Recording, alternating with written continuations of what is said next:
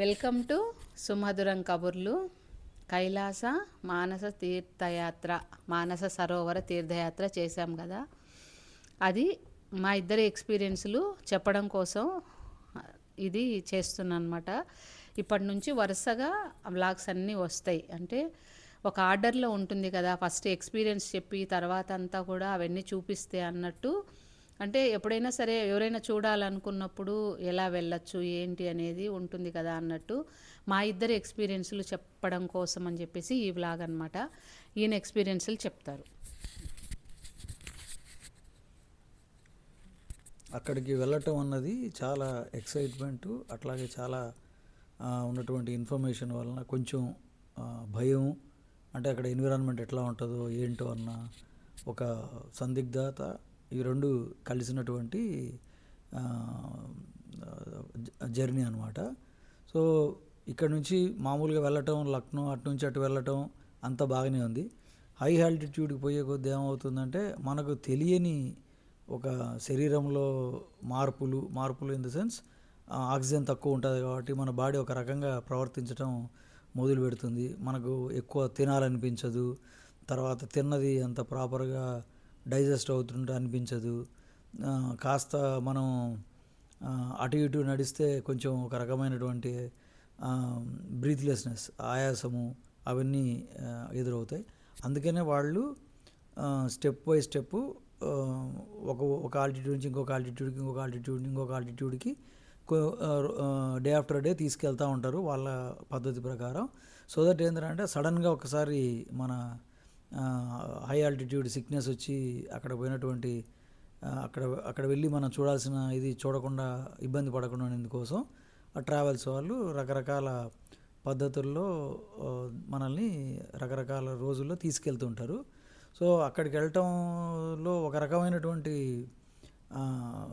శారీరకమైన శ్రమ ఉంటుంది. ఆ శారీరక శ్రమ ఏంటంటే మనం ఎక్కడ నడిచేది ఉండదు, కానీ కాస్త నడిచినంతకి మనకు ఒక రకమైన ఆయాసం, ఒక రకమైనటువంటి బాడీ దాంట్లో ఏదో మనకు ఇబ్బందికరంగా ఉన్నట్టు అనిపిస్తుంది. బట్ ఎగ్జాక్ట్గా ఏంటి అనేది ఒక వ్యక్తి డైరెక్ట్గా ఎక్స్ప్రెస్ చేయలేరు. ఎవరు వాళ్ళు అనుభవించింది ఒక్కొక్కరికి ఒక్కొక్క రకంగా ప్రవర్తన ఉంటుంది. సో మేమైతే సపోర్టింగ్ మెడికేషన్ లాంటివి ఏమీ తీసుకోలేదు, ఉన్నదాన్ని అడ్జస్ట్ చేసుకొని వెళ్ళగలిగాము. చాలా చలిగా ఉంటుంది, వీలైనంత వరకు మనకు బయట తిరగాలని ఎక్కువ ఇంట్రెస్ట్ కలిగించదు. కారణం ఏంటంటే ఉన్నటువంటి విపరీతమైన చలి మనకు అలవాటు ఉండదు కాబట్టి. అది సో పోయే ముందు చాలామంది చెప్పారు రోజు 3-4 కిలోమీటర్లు 5 కిలోమీటర్లు బ్రిస్క్ వాకింగ్ చేయాలి, బ్రీతింగ్ ఎక్సర్సైజ్ చేయండి సో దట్ అంటున్నారు. డెఫినెట్గా అవి హెల్ప్ చేస్తాయి.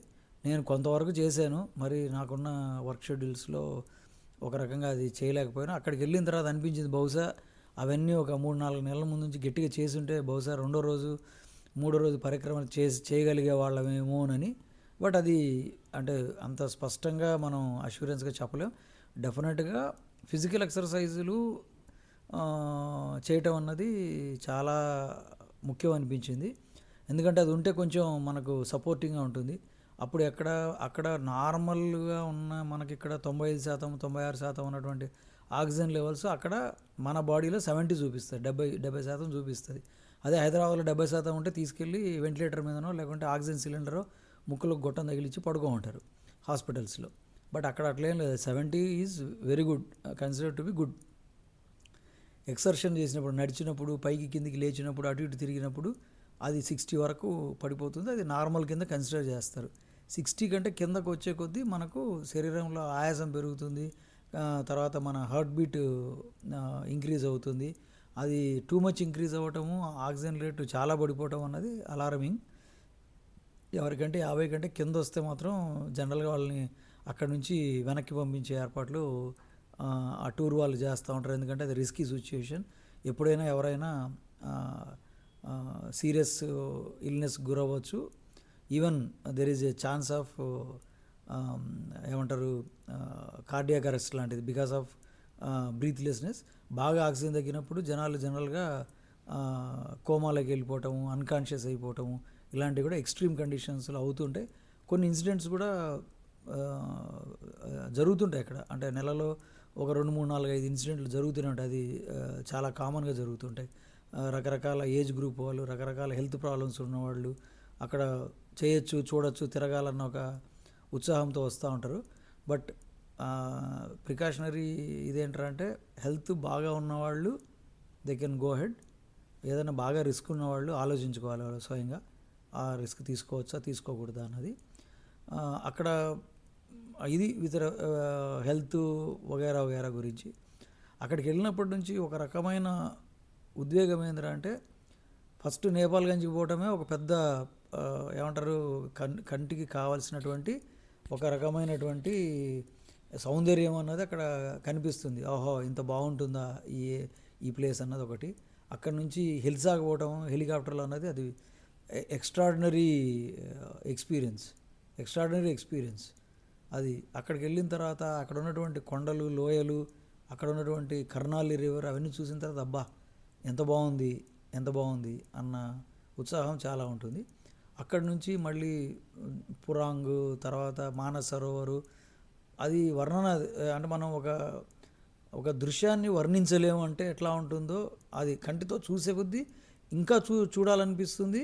కాసేపు చూసిన తర్వాత అరే అది బాగున్నది, ఇంకా కాసేపు చూస్తే బాగున్ను, ఇంకా కాసేపు ఉంటే బాగున్ను, ఇంకా కాసేపు తిరిగితే బాగున్ను అని ఒకవైపు ఉంటుంది. బట్ కాకపోతే అక్కడ ఉన్నటువంటి హై విండ్ వెలాసిటీ, చాలా చల్లటి గాలులు విపరీతమైన ఒక్కొక్కసారి తోలుతుంటాయి.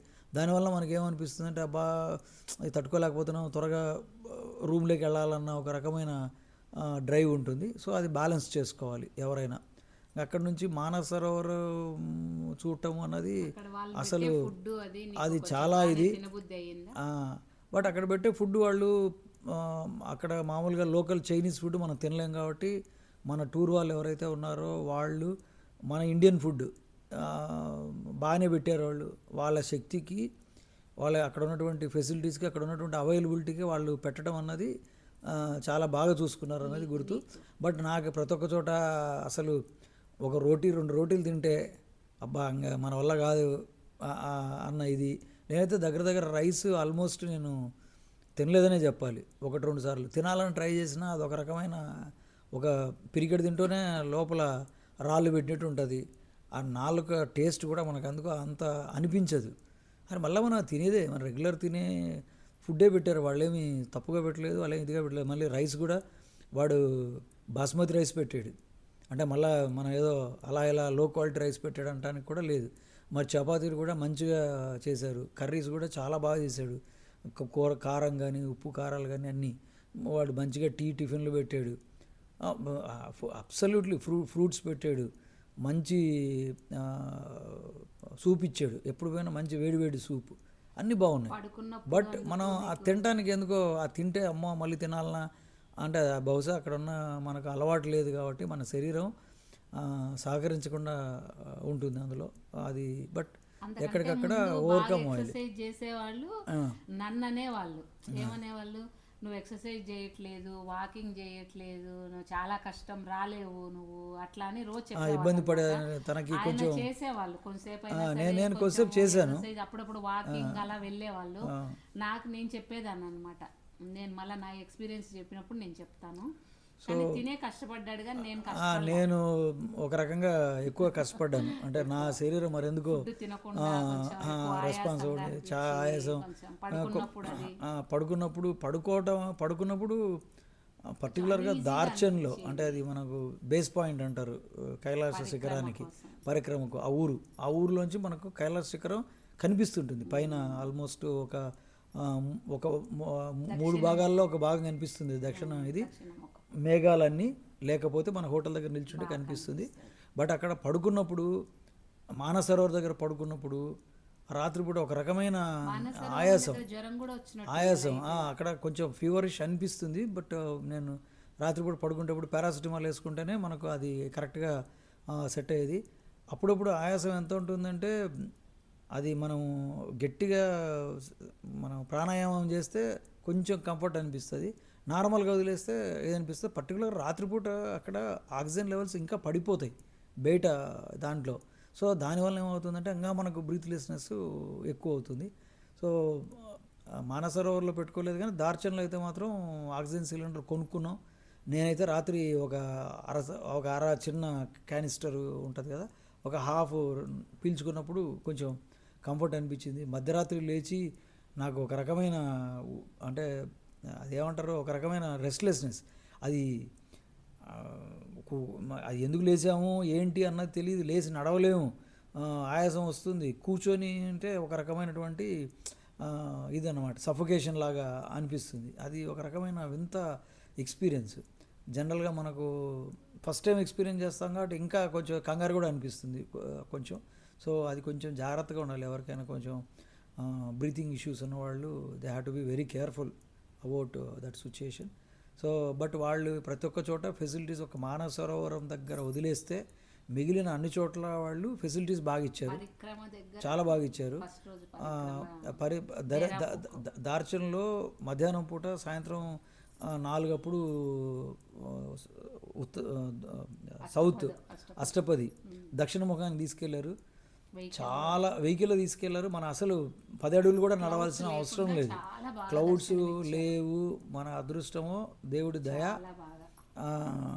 చాలా బాగా కనిపించాడు. మేము అక్కడ కూర్చొని నేనైతే రుద్రం చదువుకున్నాను. నమ్మకం చదివేంత టైం ఇవ్వలేదు ఆ గైడు. ఇంకా వాండి అని మా వెనకాతలే ఉంటాడు. వాళ్ళు ఏంటంటే ఎక్కువ ట్రిప్పులు కొడతారు సేమ్ వెహికల్లో. వాళ్ళు మన దగ్గర 500 యువాన్లు తీసుకుంటారు, అరగంట కూడా ఉంచలేదు. ఇంకా మనం ఏంటంటే మనకు తెలియని ప్లేస్ కాబట్టి మనం వేరే ట్రాన్స్పోర్టేషన్లు ఉండవు, ఆడు చెప్పినట్టు మనం వినాల్సి వస్తుంది ఫోర్స్ఫుల్గా. ఒక రకంగా వాడు కరెక్ట్ ఏమో, ఎందుకంటే అంతమందిని వాడు తీసుకొచ్చి అక్కడ పెట్టి మళ్ళీ వెనక్కి తీసుకెళ్ళి మళ్ళీ తీసుకొచ్చారంటే అక్కడ ఉన్నటువంటి లిమిటెడ్ వెహికల్స్ కూడా చాలా ఉండవు. బేసిక్గా కారణం ఏంటంటే అక్కడ అన్నీ కూడా మానస సరోవర్ దగ్గర దార్చన్ దాటిన దగ్గర చూస్తే అన్నీ బోడికొండలే. అంటే ఎక్కడే కానీ మీకు ఒక చిన్న మొక్క కూడా కనపడదు. వాడు ఏదో ఇప్పుడు చైనా వాడు టెక్నాలజీ, వాడి నాలెడ్జ్ ఉపయోగించి ఇప్పుడు మొక్కలు పెంచడానికి వాడు శతవిధాల ప్రయత్నం చేస్తున్నాడు. వాడి ఎఫర్ట్స్ చూస్తే మేబీ నెక్స్ట్ 5-6 ఇయర్స్లో పురాంగ్ దగ్గర చాలా వరకు చెట్లు పెంచే అవకాశం ఉంది. మానవ సరోవర్ చుట్టూ కూడా వాడు గడ్డి దుబ్బలు ఉంటాయి, ఒక గ్రీన్ కలర్ ఉన్నటువంటి చిన్న మొక్కలు. అవంతా ఒక 4 అంగుళాలు 5 అంగుళాలు కూడా హైట్ పెరగవు, ఒట్టిగా అలా స్ప్రెడ్ అవుతుంటాయి గ్రీన్ కార్పెట్ లాగా. వాడు అన్ని చోట్ల ఫెన్సింగ్ వేసి ఏవి పశువులు వెళ్ళి తినకుండా ఉంటాయి కదా మంచు బర్రెలు, అవి వెళ్ళి తినకుండా వాడు ప్రొటెక్ట్ చేస్తున్నాడు. యాక్ అంటారు, అవి తినకుండా వాడు ప్రొటెక్ట్ చేస్తున్నాడు. మేజర్ ఏంటంటే అక్కడ ఎక్కడే కానీ గ్రీన్ బెల్ట్ లేకపోవటం వలన ఆ చుట్టుపక్కల మేబీ పురాంగ్ నుంచి మొదలు పెడితే దార్చన్ వరకు మేబీ ఒక 150 కిలోమీటర్లు ట్రావెల్ చేసి ఉంటామేమో. 150 కిలోమీటర్ల పైన 150 కిలోమీటర్లు ట్రావెల్ చేసామంటే ఇంకా చుట్టుపక్కల చూస్తే అంటే ఒక 300 కిలోమీటర్ల రేడియస్లో దాంట్లో ఎక్కడే కానీ చెట్లు లేవంటే మనకు గాలి ఎక్కడి నుంచి వస్తుంది, ఆక్సిజన్ ఎక్కడి నుంచి వస్తుంది? ఆక్సిజన్ ఎక్కడో కింద జనరేట్ అయిన ఆక్సిజన్ పై వరకు గాలి ఫోర్స్ వల్ల రావాలా, దానివల్ల అక్కడ సర్వే అవుతున్నారు. కానీ లేకపోతే చాలా కష్టమైన ఇది. ఇక మొదటి రోజు ఇది అయిన తర్వాత అష్టపది పోయి వచ్చిన తర్వాత ఆ రోజు రాత్రి పడుకొని పొద్దుటే యమద్వారం వరకు తీసుకెళ్ళాడు. యమద్వారం వరకు వెహికల్ తీసుకెళ్ళాడు, 6-7 కిలోమీటర్లు. అక్కడ యమద్వారం దగ్గర నుంచి మొదలు పెడితే అది ఆ చుట్టుపక్కల కొండలు ఇలా మనం తల పైకెత్తి చూస్తే ఎంత ఉంటుందో అంత కొండ ఉంటుంది అన్నమాట. అంత దగ్గర కొండలు, అంత లోయ, దాంట్లో ఒక పక్కన ఆ నది గలగలగల పారుతూ ఉంటుంది. మనకేమో అనిపిస్తుంది ఆహా ఎంత బాగుంది నది లోపలికి వెళ్ళి. బట్ అక్కడ ఉన్న చలి, విపరీతమైన చలిగాలులకి మనకు అనిపిస్తుంది. కానీ మనం ఆ కిందకి దిగి ఆ నీళ్ళల్లో పోయి చేతులు పెట్టాలన్నంత మనకు ఉత్సాహం కలగదు. ఎందుకంటే మనం నడకలో అలసిపోతాం. అది 2 వాకింగ్ స్టిక్స్ తీసుకొని కాళ్ళ మీద లోడ్ లేకుండా కొంచెం భుజాల మీద లోడ్ వేసేసి నడిస్తేనే ముందు బాగానే ఉన్నది. ఒక 5-6-7 కిలోమీటర్ల వరకు బాగానే ఉన్నది. రెండో టీ పాయింట్ అంటారు, ఒక టీ కొట్లు ఉంటాయి ఒక చోట 2 కిలోమీటర్లు, తర్వాత ఒక 6 కిలోమీటర్లు పోయిన తర్వాత ఆ లోపలే మనకు పడమటి మొహం కూడా కనిపిస్తుంది. పడమటి మొహం, పశ్చిమ మొహము చాలా అద్భుతంగా ఉంటుంది. అది దాని నుంచి నీళ్ళు గారుతూ ఉంటాయి. అసలు అది చూడటానికి అంటే దారి పొడవునా మనం చూడటానికి మనం కళ్ళతో మన కళ్ళు ఎంత దాన్ని ఎంజాయ్ చేయగలదో అంత చూడటానికి అణువున ఒక రకమైనటువంటి కొత్తదనము, ఒక రకమైనటువంటి ఉత్సాహం. కాకపోతే ఏంటంటే మనకు ఆక్సిజన్ లెవెల్స్ సరిపడక మనం నడిచేదానికి ఎక్సర్షన్తో మనకేమనిపిస్తుంది అంటే అమ్మో ఇంకా నడవాలనా, ఇంకా నడవాలన్నా, అరే తొందరగా నడిచి మనం అనుకున్న దేరాపుక్కు వస్తే బాగున్ను అన్న ఇది ఉంటుంది కానీ బట్ అక్కడ లోకల్ టిబిటన్స్ మాత్రం చాలా ఎక్కువగా ఎంజాయ్ చేస్తారు. ముసలోళ్ళు 60, 70, 80 ఏళ్ళ ముసలోళ్ళు కూడా మనకు 70 ఏళ్ళు దాటితే అలౌ చేయరు, కానీ వాళ్ళు చూడటానికి అంటే మేబీ వాళ్ళు తక్కువ ఉంటారు ఎక్కువ ఉంటారు తెలియదు, కానీ వాళ్ళు ముడతలు పడ్డ శరీరం అవన్నీ చూస్తే వాళ్ళు 70, 80 ఉంటారు. వాళ్ళు ప్రశాంతంగా ఏదో మన కాలనీలో మార్నింగ్ వాక్ చేసిన ఇలా ఉంటే, చిన్న పిల్లలు ఒకడైతే వాడికి డైపర్ వేశారు, వాడు నిక్కర్ వేసుకొని డైపర్ వేసుకొని తిరుగుతున్నాడు. ఎంత ఉంటుందంటే మహా అంటే సంవత్సరంన్నర ఉంటుంది వాడికి. వాడి అన్న వచ్చేసేసి ఒక 3 ఏళ్ళు 4 ఏళ్ళు ఉంటాయి. వాడు నడుస్తున్నాడు, వాళ్ళ ఆవిడ అతను వాళ్ళ పిల్లలిద్దరు వాళ్ళు నడుస్తున్నారు, కాసేపు నడిపించుకుంటున్నారు, కాసేపు వాడిని ఇది చేస్తున్నారు. మనకే ఊపిరాడట్లేదు, వాళ్ళు ఎట్లా ఆడుతున్నారంటే వాళ్ళకి అసలు ఇబ్బంది లేదు. ఎందుకంటే వాళ్ళు బహుశా అక్కడ వాళ్ళ లంగ్స్ వాళ్ళ శరీరము అక్కడే పుట్టి పెరిగారు కాబట్టి దేవుడు వాళ్ళకి ఆ శక్తి ఇచ్చాడు. ఎందుకంటే అది వాళ్ళని అక్కడే అందుకోసం వాళ్ళకి పుట్టించాడు కాబట్టి ఆయన చూసుకోవాల్సినటువంటి ధర్మం కూడా ఆయనదే కాబట్టి ఆయన ఆ రకమైనటువంటి వాళ్ళకు శక్తిని ఇచ్చాడు. ఆ యాక్ దూడలు ఉంటాయి, అవేమో ఆ పర్వత వాలుగా ఉన్నట్టు మీద మనం కదా ఏదో రెగ్యులర్ మన ఇండ్ల ముందు పరిగెత్తినట్టు తోకలు ఎత్తుకొని పరిగెడుతుంటాయి. చూస్తారే మనకుండా వాటికి ఆక్సిజన్ వస్తుంది, అక్కడ ఉన్న వాళ్ళకి ఆక్సిజన్ వస్తుంది, మనం ఇబ్బంది పడుతున్నామంటే మనము ఆ ప్రాంతం వాళ్ళం కాదు, మనం బయట నుంచి వచ్చాం కాబట్టి. సో మనకు అంత అంటే ఆ రకమైనటువంటి పరీక్ష పెట్టాడు అనుకోవాలి. నువ్వు నా దగ్గరికి రావాలంటే ఇన్ని కష్టాలు నువ్వు ఓర్చి నువ్వు ఉత్సాహంతో వస్తే నేను కనపడతాను అని చెప్పాడు. బట్ అక్కడ నుంచి దాటి రెండో టీ పాయింట్ దాటి మళ్ళీ మేము అయినటువంటి డేరాపుకి వెళ్ళటం అన్నది చాలా ఇది. మేము తినలేదు ఆ రోజు, సరిగా ఎందుకు తినాలనిపించలేదు. మేము మొదలుపెట్టడమే 12ంటికి మొదలుపెట్టాము. అది ఎటుగాని టైంలో ఒక రకంగా గైడ్ అంత కరెక్ట్గా గైడెన్స్ ఇవ్వలేదేమో అన్నది మా ఒపీనియన్. ఫస్ట్ బ్రేక్ దగ్గరికి వచ్చినంత వరకు అందరూ చివరి వాళ్ళు వచ్చేంత వరకు కూడా నేను వెయిట్ చేస్తానని చెప్పాడు. అతను లేడు. తర్వాతే మళ్ళీ బయలుదేరుతాము అని చెప్పి బ్రీఫింగ్లో చెప్పాడు అనమాట. అయితే నేనేమనుకున్నానంటే ఇంకా అతను ఉంటాడు కదా, అందరూ కలిసి తింటారు కామోసు అని నేను అనుకున్నా. పొద్దున్నే ప్యాక్ చేసి ఇచ్చారు కదా వాళ్ళు అనుకున్నా. తినేమో మధ్యలో నన్ను అన్నీ కవర్ చేసేసుకుంటాం మొత్తం ఊపిరి ఆడకుండానే. మళ్ళీ ముందు వ్లాగ్స్లో మీరు చూస్తారు ఎట్లా వేసుకున్నాము ఏమి అనేది. ఇంకా నేనైతే అసలు తీయలేదు. నేను ఇంకా ఇక్కడ నుంచి మొదలు పెడితే ఇంకా తీయలేదు, అది మళ్ళీ నేను చెప్తాను. అయితే పాపం అన్నారంట మనం తినాలి కదా ప్యాకింగ్ చేశాడు అని చెప్పి. నాకు చెవులకు అసలు వినిపించలేదు. ఎంతసేపు నాకు ఆయనను చూస్తున్నాను, ఆయన దర్శనం ఇస్తున్నాడు లేదు ఇలాగే నడుస్తూ ఉంది తప్పించి ఇంకా తినే మాట నాకు వినపడలే. మరి ఎందుకు వినపడలేదు నాకు తెలియదు. ఇంకా నువ్వు కంటిన్యూ చేయి. వాళ్ళ తర్వాత అక్కడికి వచ్చిన తర్వాత ఇంకా మాకు ఓపిక లేదు. సెకండ్ టీ పాయింట్ దగ్గరికి వచ్చిన తర్వాత వాళ్ళని పోయి టీ అడిగితే వాళ్ళు ఒక రకంగా హిందీ అర్థం చేసుకుంటారు. సో చెప్తే వాళ్ళు వచ్చి టీ పోసారు, తాగాము. తను ఒక చుక్క తాగి అసలు నాకు టేస్ట్ నచ్చలేదు అనేది. మామూలుగా టేస్ట్ మనకు అక్కడ వాళ్ళు వేసే టీ నచ్చదు. హాట్ వాటర్ పట్టుకున్నాము ఫ్లాస్క్లో. డబ్బులు ఇవ్వకపోతే మీరు తాగిన ఆ కాస్త టీకి డబ్బులు ఏం తీసుకుంటాం, మా అవసరం లేదు, మీరు వెళ్ళిపోండి అని చెప్పారు. వాళ్ళకు వచ్చిన చైనీస్ను వాళ్ళకు వచ్చినటువంటి దీంట్లో లేదు మేము ఇక్కడ ట్రిప్కి వచ్చాం కదా, మేము మీకు రుణపడతాము, ఎంతో కొంత టీ పోసావు నువ్వు, ఎంతో కొంత డబ్బులు తీసుకోంటే ఆ అమ్మాయి బలవంతంగా 2-3 సార్లు అన్న తర్వాత ఆ అమ్మాయికి ఏదో అర్థమైంది వీడు ఇతను పోయేటట్టుగా లేడని. ఒక 5 యువాన్స్ అన్నది. సరే అని చెప్పి 5 యువాన్స్ ఇచ్చేసి బయలుదేరాము. బట్ అక్కడ నుంచి ఆ 3 కిలోమీటర్ నడవటం అన్నది ఎందుకో మరి అక్కడ ఇంకా పోయే కొద్దీ చలి విపరీతంగా పెరిగిపోయింది. సాయంత్రం అవుతుంది ఆల్రెడీ. అక్కడ టైంలో 6 అయ్యే కొద్దీ ఇంకా చలి పెరిగిపోయింది, చేతులు ఇదవుతున్నాయి. అప్పుడు మా వాడికి ఫోన్ చేసేసి మీ పర్సన్ ఎవరినో ఒకరిని పంపించండి అంటే వాళ్ళు ఇంకొక నేపాలీ వాడిని పంపించారు. వాడు వచ్చి మాతో కూడా ఉండి తీసుకెళ్ళాడు. ఎందుకంటే అప్పుడు మాకు చీకటి పడుతుంది, లైట్ ఫెయిల్ అయితే అక్కడ వేరే లైట్లు ఏమి ఉండవు, మాకేమో హెడ్ లైట్ లాంటిది ఏం లేదు. ఆ చీకట్లో ఎట్లా పోవాలనో తెలియదు. అక్కడక్కడ కొన్ని నీళ్లు పారుతున్నాయి. సో మేము ఎక్కడన్నా పడిపోతామన్న భయం ఉంటుంది. అందుకని మనం పిలిచాం. ఎందుకంటే అక్కడ 2-3 దారులలో అంటే చీలిపోతున్నాయి. దూరంగా కనిపిస్తుంది కానీ అది వెళ్ళే తోవ ఎట్లా తెలియదు. ఒక తోవలో పోకుండా ఇంకొక తోవలో పోయినాం అనుకో, అది మధ్యలో ఎక్కడ ఆగిపోతే మళ్ళీ దాని నుంచి వెనక్కి రావడం అన్నది చాలా ఫిజికల్గా చాలా టఫ్. అందుకని ఎందుకైనా మంచిదని అని పిలిచాము. అక్కడికి వెళ్ళేటప్పటికల్లా మాకు 9:30-10 అయింది. అప్పుడు మేమే ఇద్దరమే చివరిలో వెళ్ళాం. ఇంకా అప్పటికి ఓపిక లేదు. ఏదో కాస్త సూప్ తాగాం. వాడు బలవంతంగా ఇంకా వాడు ఎవరైతే ఉన్నారో వాళ్ళు మెచ్చుకోవాలి. బలవంతంగా సూప్ తీసుకొచ్చి తాగించి ఏదో తినమంటే మా వల్ల కాదు మేము తినలేమంటే లేదు మీరు సిక్ అయిపోతారు, కంపల్సరీ మీరు ఏదో ఒకటి తినాల్సిందే అంటే వాడు ఏదో కిచిడీ లాంటివి తీసుకొచ్చాడు. బాబు మా వల్ల కాదంటే వాడు మళ్ళీ ఇంకొక గ్లాసు సూప్ తీసుకొచ్చాడు, తాగాము. తర్వాత మాకేమో మధ్యలో గ్లూకోజ్ ఉన్నది, మధ్యలో గ్లూకోజ్ తాగుతుండే. బట్ శరీరం ఎంత అలసిపోయిందంటే ఇంకా తినాలనిపించలేదు, పోయి పడుకున్నాం. అంటే ఒక రకంగా పొద్దున్న తిన్నది 9-10కి, మరుస రోజు 9 వరకు, ఏం తినలేదు. 9 వరకు కాదు, మరుస రోజు మళ్ళీ 11 వరకు మళ్ళీ మనం డేరాపుక్ నుంచి మళ్ళీ వ్యాన్లో రివర్స్ పోయేటప్పుడు ఫస్ట్ డే పరిక్రమ తర్వాత సెకండ్ డేకి మేము వెళ్ళలేదు కాబట్టి మేము మళ్ళీ వెహికల్లో డైరెక్ట్గా డ్రాప్ చేసాడు వెనక పక్క నడవకుండా. అది 500 యువాన్లు తీసుకొని అక్కడ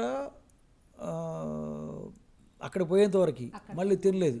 అంటే 24 గంటల్లో మేము హార్డ్లీ, నేనైతే ఒక సగం యాపిల్ తిన్నట్టు గుర్తు. ఇంకా తను అది కూడా తినలేదు. తను ఒక ఫ్రూట్ తాగింది, నేను ఒక ఫ్రూట్ తాగాం. తర్వాత 2 గ్లాసులు సూప్ తాగాం. మరుస రోజు పొద్దున కూడా ఒక గ్లాసు సూపు లాంటిది ఏదో తాగాము, టీ తాగాం, కాఫీ టీ తాగాం తప్ప మిగిలింది ఏం తీసుకోలేదు 24 గంటల్లో. మంచినీళ్ళు, మధ్యలో గ్లూకోజ్ తప్ప. కానీ 14 కిలోమీటర్లు నడిచిన తర్వాత అనిపించింది అసలు మన కాళ్ళు గీళ్ళు పీకుతాయని. శరీరం అలసిపోయిన మాట వాస్తవమే, కానీ కాళ్ళు ఎక్కడ నొప్పులు లేవు. అది అసలు ఒళ్ళు నొప్పులు లేవు, బాడీ పెయిన్స్ లేవు. అంటే శరీరం అలసిపోయాం, కానీ మామూలుగా అయితే పిక్కలు పట్టుకుపోవాలి, పాదాలు నొయ్యాలి, తొడలు నొయ్యాలి, ఇవన్నీ ఉండాలి. ఎందుకంటే 14 కిలోమీటర్లు ఒక స్ట్రెచ్న నడవటం అన్నది అది కొంచెం చిన్న చిన్న హంపులు, డౌన్లు, ఎక్కుతూ అంటే చాలా ఇది. కానీ బట్ ఎందుకో అనిపించలేదు. బహుశా ఆయన అలాంటి మెస్మరైజ్ చేశాడేమో, అలాంటి ఇది లేకుండా. బట్ పోయినంత దూరము మనం వేరే ఆలోచనలు పెట్టుకోకుండా నేను చేసింది చెప్తున్నాను. కంటిన్యూస్గా ఆయన అనుకుంటూనే పోతున్నాం. సో అది ఒక ఉండటం వలన కూడా ఒక ఎనర్జీ అయింది. ఎందుకంటే ఆయన అనుకుంటున్నాం కదా, సో ఆయన తోసుకెళ్ళాడని ఒక ప్రగాఢమైన నమ్మకం అది. బట్ జీవితంలో ఎవరైనా ఒకసారి చేయాలి అనుకుంటే తప్పనిసరిగా చేయొచ్చు. సలహా ఏంటంటే, కొంతమంది ఏమంటున్నారంటే మాకు అంతా ఏజ్ అయిపోయి బారువు బాధ్యతలు తీరిన తర్వాత పోతాం, ఏమన్నా ఇబ్బంది అయితే అన్న ఇది అంటున్నారు. మరి అలాంటి ఏం పెట్టుకోవాల్సిన అవసరం లేదు. ఇప్పుడు ఉన్న కండిషన్స్లో యంగ్ ఏజ్లో పోవటం, అంటే 30-40 ఇయర్స్ 45 ఇయర్స్లో పోవటం అన్నది చాలా ఉత్తమం. రిస్క్ అంటే హెలికాప్టర్లో ఏమైనా ఇబ్బంది అవుతే, ఫ్లైట్లో ఏదైనా ఇబ్బంది అవుతే, అంటే మనం కూడా ఇంట్లో కార్లో పోతూ ఉంటాము, మనం కూడా ఫ్లైట్ ఎక్కుతుంటాము హైదరాబాద్ టు ఇంకో చోటకి. సో ఎక్కడైనా ఏమైనా జరగచ్చు. మనకు ఎంతవరకు శివయ్య రాసిందో శ్వాసలు తీసుకోవాలని, అంతవరకు అయితే మాత్రం డెఫినెట్గా ఉంటాం. మన హెలికాప్టర్ పోయినా ఎక్కడికి పోయినా కూడా ఏముండదు. వ్రతం చేశాం కదా, ఆయన హిందీ అయినందుకు వాళ్ళందరూ డబ్బులు పెట్టి హారతి వాళ్ళు ఏంటంటే, ఈమె సత్యనారాయణ స్వామి వ్రతము బలవంతంగా, అంటే అక్కడ ఉన్న వెదర్ కండిషన్స్కు టైం లేకపోయినా లేదు చేయాల్సిందే. కనీసం మనం 2 చేద్దాం అనుకున్నాం, సత్యనారాయణ స్వామి వ్రతం చేద్దాం అనుకున్నాం, శివలింగానికి ఆ నీళ్లు తీసుకొని రుద్రం అభిషేకం చేద్దాం. బట్ ఆ రాక్షసుడు ఎవరైతే గైడ్ ఉన్నాడో వాడు రాక్షసుడే. వాడు మమ్మల్ని ఆ సత్యనారాయణ వ్రతం చేసేటప్పటికల్లా ఎదురుగా వచ్చి నిల్చున్నాడు దిష్టిబొమ్మలాగా. ఇంకెప్పుడు అయిపోతే మళ్ళీ అయిపోయిన తర్వాత పూజ సామాగ్రి ఏది వదలకూడదు అన్నారా. ఏమీ వదలం, ఇక్కడ ఇంకా 2 రాళ్ళు కూడా మేము ఎతకచ్చుకుంటాంలే అన్నట్టు చెప్పాము. ఈమె మొత్తం ఆ చలిలో, విపరీతమైన గాలిలో మొత్తం అన్ని ఈమె చాలా స్పీడ్గా చదువుతుంది తప్పులు లేకుండా సత్యనారాయణ స్వామి. నా చేత కూర్చోబెట్టి చేయించింది. అది విని మాతో వచ్చిన ఒక బెంగళూరు ఒక ఆయన, గుజరాతీ ఆయన, ఇంకొక ఆయన, వాళ్ళు అబ్బా మీరు అసలు ఆ మంత్రాలు మీరు అంతా చదివారని. చివరిలో తన హారతి ఇస్తే అందరూ కళ్ళకద్దుకొని మాకు ఒక ఆయన దక్షిణ పెట్టాడు, ఇంకొక ఆయన ఇవ్వబోతే మీరు ఎక్కడైనా అంటే లేదు అది మీకు ఇవ్వలేదు, మీరు చేసినందుకు మీకు పెడుతున్నాం, మీరు ఎక్కడన్నా ఏ టెంపుల్లోనో మీరే దాన్ని హుండీలో వేసేసేయండి, ఎందుకంటే మీరు ఇంత బాగా చెప్పారు, మేము మీకు ఇవ్వలేదు, మేము దేవుడికి దక్షిణ పెట్టినాము, ఆ దేవుడి దక్షిణను మీరు దేవుడితో పాటు మీరు తెచ్చుకున్నారు కాబట్టి ఆ దక్షిణ కూడా తీసుకెళ్ళి మీరు ఎక్కడైనా టెంపుల్స్లో మీరు వేయండి, ఇక్కడ మేము ఎక్కడా వేయలేం కదా, సో మీరు తెచ్చిన వెండి విగ్రహాలే మాకు దేవుళ్ళు కాబట్టి మేము ఆయనకు దక్షిణ కింద పెట్టాం, మీకు కాదు అని అన్నారు. అది చాలా సంతోషం అనిపించింది. వాళ్ళు మనతో చాలాసార్లు వాళ్ళు మన వెనకాతలు ఉన్నారు. వాళ్ళు ఏదైనా పూజలు గీజలు చేస్తామని యమద్వారం దగ్గర మేము తెచ్చుకున్న ఒత్తుల్లో ఒక రకంగా అంటే వాళ్ళే ఎక్కువ వెలిగించారని చెప్పాలి. ఎందుకంటే నా వైపు ఒకవైపు నేను లైటర్ కొడుతుంటే ఎలగట్లేదు, ఆయన లైటర్ వెలిగితే ఆయన విపరీతమైన గాలి తోలుతుంది. సో తను మమ్మల్ని కాదని వెలిగించాలన్న ఉద్దేశం కాదు, కానీ అదేంటంటే ఆయన ప్రయత్నం చేసినాడు వెలిగిద్దామని. సో వెలిగించిన తర్వాత మేము అదే దాంట్లో చేయి పెట్టాం. సో వాళ్ళ గోత్రనామాలు వాళ్ళు చెప్పుకున్నారు, మన గోత్రనామాలు చెప్పుకున్నారు. పూజ అసలు మామూలుగా మన పశుపతినాథ్ దగ్గర అది లింగాష్టకము, నెక్స్ట్ కైలాసగిరి నుండి పాట పాడినప్పుడు అందరు కబుర్లు చెప్పుకుంటున్నారు కదా. ఒకసారి దుర్గ ఏమన్నాడు, పాడమన్నాడు. నేను సరే అని పాడాను కూర్చొని. అక్కడ బ్రెత్ అందట్లేదు నాకు, చాలా కష్టం అనిపించింది. అక్కడ 9,000 అడుగులు ఎత్తులో ఉంటాము అక్కడ. అయితే పాడితే అందరూ కబుర్లు మానేసి నేపాల్ వచ్చేసారు అనమాట. ఇటు పక్కకు వచ్చి కూర్చొని సిమికోట్, వింటున్నారు. నేపాల్గంజ్ నుంచి సిమికోట్లో ఒక శివయ్య పశుపతినాథ్ టెంపుల్ ఒకటి ఉంది. కూడా వాళ్ళు ఇంకా మనతోనే కూడా ఉన్నారు. అక్కడ పోతే పంతులు గారు తాళం వేసి ఉంచారు, కానీ 4 వైపుల నుంచి ద్వారాలు ఉన్నాయి, స్వామిని చూడొచ్చు. సో అక్కడ పోతే అందరూ కూర్చున్నారు, కాసేపు ఫోటోలు అవి ఇవి తీసుకున్నారు. అక్కడ నుంచి స్టీప్గా కర్నాలి రివర్ కనిపిస్తుంది. అబ్బా, అద్భుతంగా కనిపిస్తుంటుంది. ఒక ఎక్కడో అసలు అది మనం వర్ణనాతీతం. ఎంత వర్ణించే కొద్దీ అంత ఎక్కువ అద్భుతంగా కనిపిస్తుంది. అక్కడంటే నేను ఈమె కూర్చొని ఓన్లీ లింగాష్టవం చదువుకుంటుంటే, అట్లా కాదు, నువ్వు కైలాసగిరి పాట పాడు అంటే పాడింది. అంతవరకు ఎవరో రకరకాల కబుర్లు అవి ఇవి చెప్పుకుంటున్న వాళ్ళు ఒకసారి ఈమె పాట మొదలు పెడితేనే అందరు పిన్ డ్రాప్ సైలెంట్గా, అందరూ ఈమె చెప్పేది జాగ్రత్తగా విని చివరిలో వచ్చిన తర్వాత అబ్బా మీరు అద్భుతంగా పాడారని. కాకపోతే ఏంటంటే ఆ మధ్యలో హై నోట్స్కి వెళ్ళినప్పుడు మామూలుగా అది మనకు ముందుగానే ఆక్సిజన్ లెవెల్స్ తక్కువ ఉంటాయి. అంత ఎక్సర్షన్లో పాడితే ఏమవుతుందంటే తగ్గుతుంది. ఈవెన్ నేను చమకం పాడుతున్నప్పుడు కూడా నాకు అంత ఆయాసం ఎందుకు వస్తుందంటే మనం అక్కడ అంతే ఉన్నటువంటి ఆక్సిజన్ ఇది కాబట్టి. అక్కడ వాళ్ళు కూడా ఫాస్ట్గా నడిస్తే వాళ్ళు కూడా ఎక్సర్షన్లోకి వస్తారు, వాళ్ళకు కూడా వస్తుంది. అందుకనే వాళ్ళు వీలైనంత వరకు తక్కువ స్ట్రెయిన్ తీసుకుంటారు అనమాట. అది పరిస్థితి. ఓకే, ఓవరాల్గా ఏంటంటే మేము ఏదో చాలా ఇబ్బంది పడతాం అనుకున్నాం, అలాంటి ఇబ్బందులు ఏం పడలేదు. ఆ ట్రావెల్స్ వాడు మనం వాని ఏం తప్పుపట్టలేము. వాడు ఇచ్చిన గైడ్ కూడా వాడి చేతిలో ఉన్నవాడు కాదు, ఇలా చేయి అలా చెప్పడానికి. అక్కడ లోకల్ గైడు ఒక్కొక్కరు ఒక్కొక్కలాగా బిహేవ్ చేస్తారు. ఒక రకంగా వాడు హైలీ డిసిప్లైన్డ్ అంటే, ఒక రకంగా వాడు చాలా మిలిటరీ వాడిలాగా నడు ఇక్కడ అరగంటే ఉండాలి, పావుగంటే ఉండాలని. సో అలాగా ఉన్నటువంటి వ్యక్తి వాడు. సో వాడిని మనమేమి తప్పుపట్టడానికి లేదు. అక్కడున్న ఎన్విరాన్మెంట్ కండిషన్స్లో కూడా సరే మేము చూడగలిగినంత చూసాము, మాకు కనపడ్డది. మేమైతే చాలా త్వరగా ఎంజాయ్ చేసాం. జర్నీ పోవటానికి రావడానికి కూడా చాలా బాగా మాకు అయింది. మేమైతే సూపర్ హ్యాపీ అంత దూరం పోయి రావటం. ఒక రకంగా అదృష్టం, అందరికీ అదృష్టం రావాలని కోరుకుంటున్నా. సో దట్ అందరూ మేము చేసినటువంటి ఇదే వీలైనంత వరకు చేయొచ్చు. బట్ మెంటల్గా ప్రిపేర్ అవ్వాల్సింది ఏంటంటే కొంచెం స్ట్రెయిన్ తీసుకోవాలి, కొంచెం డిస్కంఫర్ట్స్ ఉంటాయి. అక్కడ ఉన్నటువంటి ఏరియాకి వాళ్ళు ఇచ్చే ఫెసిలిటీసు చాలా వరకు బాగానే ఇచ్చారు. సో దాన్ని మనం ఎంజాయ్ చేయాలి అంతే, అంతకంటే ఇంకేం లేదు. ఇప్పుడు నా ఎక్స్పీరియన్స్ చెప్తాను.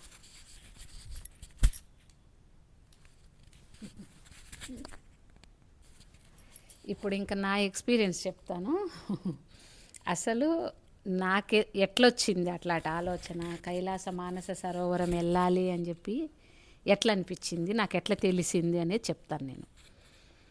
ఒక 16-17 సంవత్సరాల క్రితం చిన్నజీయర్ స్వామీజీ వారు ఆయన శిష్య బృందంతో చైనా నుంచి ఆయన అంటే నేపాల్ వెళ్ళి, నేపాల్ నుంచి చైనా వాళ్ళ అదే మిలిటరీ వాళ్ళు ఉంటారు కదా, వాళ్ళ ప్రొటెక్షన్తో ఒక వెహికల్లో ఆయన తీర్థయాత్ర చేశారనమాట. ఈ తీర్థయాత్ర కైలాస మానస సరోవర తీర్థయాత్ర.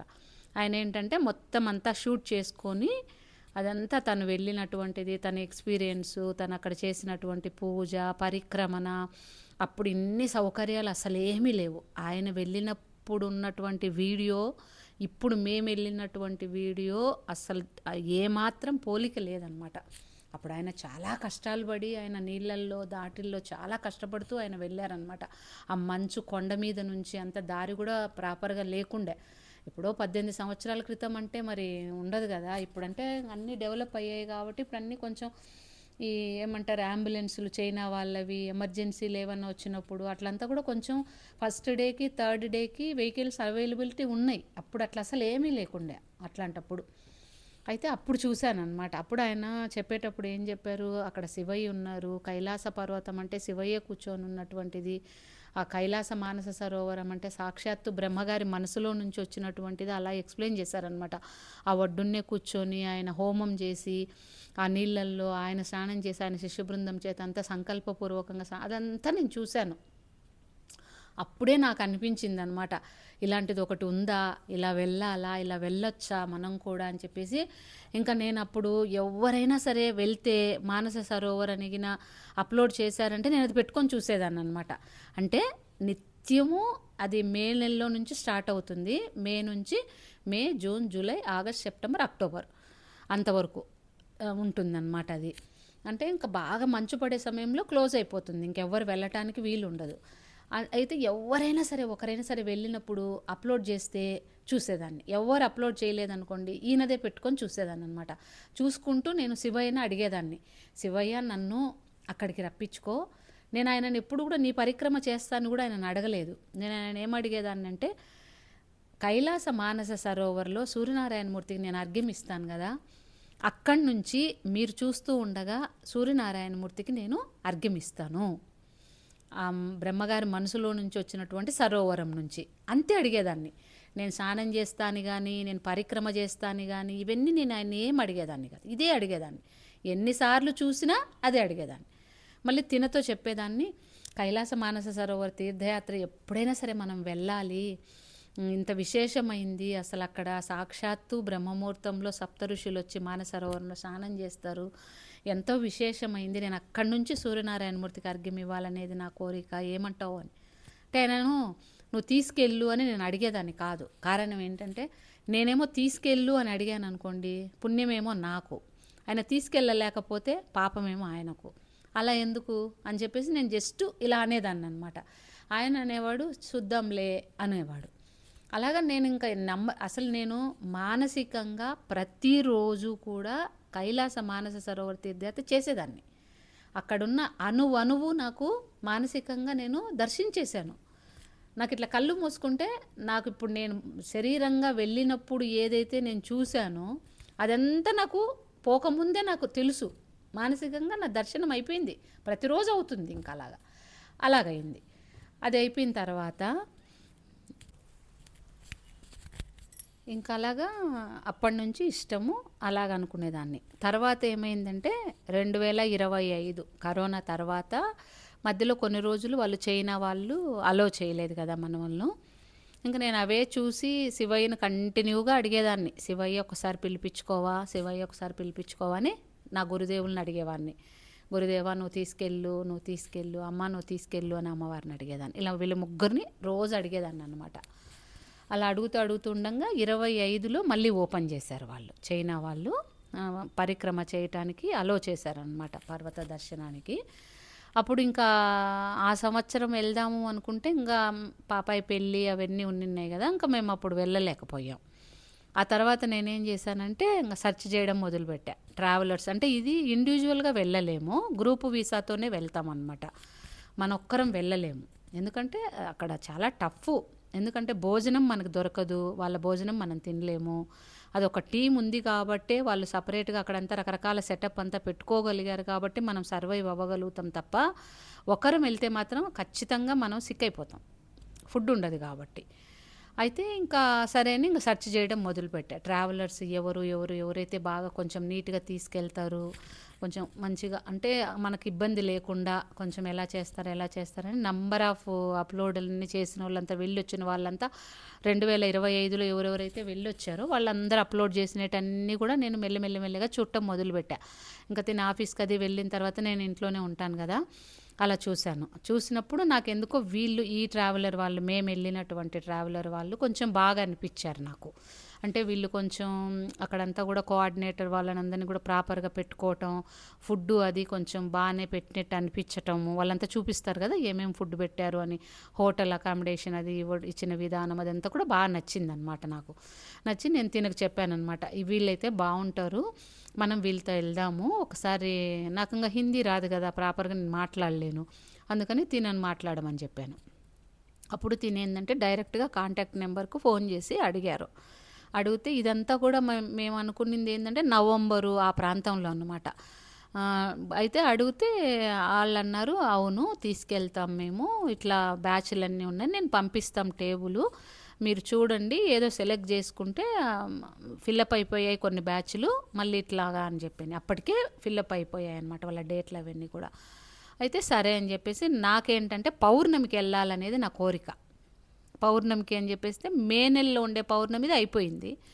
సరే అయితే జ్యేష్ఠ మాసం ఈసారి 2 సార్లు వచ్చింది కదా, అధిక జ్యేష్ఠం వచ్చింది కదా, సరేలే ఇంకా నెక్స్ట్ కూడా మళ్ళీ జ్యేష్ఠ పౌర్ణమి ఉంటుంది కదా, నిజ జ్యేష్ఠ పౌర్ణమి, అప్పటికైనా సరేలే అని చెప్పని జూనులో మాకు పౌర్ణమికి అని చెప్పని ఫిక్స్ చేసుకున్నాం. ఆ పౌర్ణమికి మాకు ఇవ్వండి మేమిద్దరము అని చెప్పామన్నమాట. అప్పుడు వాళ్ళు ఏమన్నారంటే, సరే అయితే మీరు మీ అప్లికేషన్ ఫాము నెక్స్ట్ వచ్చేసి మీకు అదంతా కూడా ఫిలప్ చేసేసి ఒక 20,000 టోకెన్ అమౌంట్ అనమాట. మనము అప్లికేషన్ ఫామ్తో పాటు 20,000 రూపాయలు ఒక్కొక్కరికి ఇవ్వాలి, వాళ్ళకి పంపించండి అని చెప్పాను అన్నారు. అప్పుడు మనం ఏంటంటే అలాగ పంపించేసాం ఒక్కొక్కరికి, నాకు 20,000 తనకి 20,000 అప్లికేషన్ ఇద్దరిది కూడా ఫిలప్ చేసేసి పంపించిన తర్వాత వాళ్ళు చైనా వాళ్ళ దగ్గరికి తీసుకెళ్లారనమాట. ఎవరెవరైతే ఆ డేట్లో ఎంతమంది మెంబర్స్ అయితే ఉన్నారో అంతమందిని తీసుకెళ్తే దాంట్లోంచి కొంతమందిని వాళ్ళు రిజెక్ట్ చేశారు, కొంతమందిని సెలెక్ట్ చేశారు. వాళ్ళల్లో మేము కూడా ఒకరనమాట. అయితే ఏమొచ్చింది మాకు ఇప్పుడు ఈ సంవత్సరం మళ్ళీ, సరే ఇంకా మేము హ్యాపీగానే ఉన్నాం, సరే మనం అయిపోయింది కదా ఇంకా తీసుకెళ్తారులే పౌర్ణమి కల్లా మనం అక్కడ ఉంటాము అని చెప్పింది. మధ్యలో ఏమైందంటే మే నెలలోనే వాళ్ళకు ఒక ఇన్ఫర్మేషన్ వచ్చిందనమాట. మే నెలలో ఎవరైతే మనం ట్రావెలర్తో బుక్ చేసుకుని ఉంటారు కదా గ్రూప్ అంతా కూడా, వాళ్ళందరికీ కూడా మే నెలది కాస్త జూన్ నెలకు జరిగింది అని చెప్పి వాళ్ళకి ఇన్ఫర్మేషన్ వచ్చింది. ఎందుకు వచ్చింది అయ్యా అట్లా అంటే, అక్కడ వాళ్ళకు లోకల్ వాళ్ళకు ఈ సంవత్సరము అశ్వ సంవత్సరం అట, హార్స్ ఇయర్. మనకి ఎట్లయితే నెలలు తెలుగు నెలలు సంవత్సరాలు ఎట్లయితే 60 సంవత్సరాలు ఉంటాయో అట్లా వాళ్ళకు హార్స్ ఇయర్ అనమాట. ఉంటే వాళ్ళకి ఇది మనం కుంభమేళా లాగా, అంటే వాళ్ళకి మనకు 60 సంవత్సరాల పాటు మనకి ఇవి వస్తాయి కదా, వాళ్ళకి ఏంటంటే 20 సంవత్సరాల పాటు క్యాలెండర్ అనమాట వాళ్ళకి. అందుకు కాబట్టి వాళ్ళకి ఏంటంటే దీని ప్రకారంగా అశ్వ సంవత్సరం వచ్చిందంట. వస్తే ఇది కుంభమేళా లాగా అన్నట్టు వాళ్ళకి బాగా ఇంపార్టెంట్. వాళ్ళందరూ ఏం చేశారు, లోకల్ వాళ్ళకే కష్టం అవుతుంది అన్న ఉద్దేశంతో మే నెలలో ఎవరైతే అందరూ ట్రావెలర్స్ వాళ్ళందరూ బుక్ చేసుకున్నారో వాళ్ళందరూ కూడా జూన్ నెలకు జరిపేశారనమాట. మే 20వ తేదీ వరకు మన వాళ్ళకి ఎవ్వరికి ఇవ్వాల. ఇప్పుడు మేలో ఫస్ట్లో ఉన్న వాళ్ళంతా ఇక్కడికి వచ్చేసారు కదా, ఇట్లా జరుపుకుంటా మాదేమో ఇలా జూలైకి వచ్చేసింది. ఇంకా అప్పుడు కూడా డౌటే ఏంటయ్యా అంటే, అన్ని నెంబర్ ఆఫ్ ఇది ఇచ్చేసాము, వాళ్ళంట ప్రతి సంవత్సరం ఒక 20,000 మందికి మాత్రం ఇస్తారంట. అయితే ఇంకా తినేమో ఫోన్ చేస్తూ మా సెలెక్ట్ అయిపోయిన తర్వాత మేము డబ్బులు కట్టమన్నారు వాళ్ళు.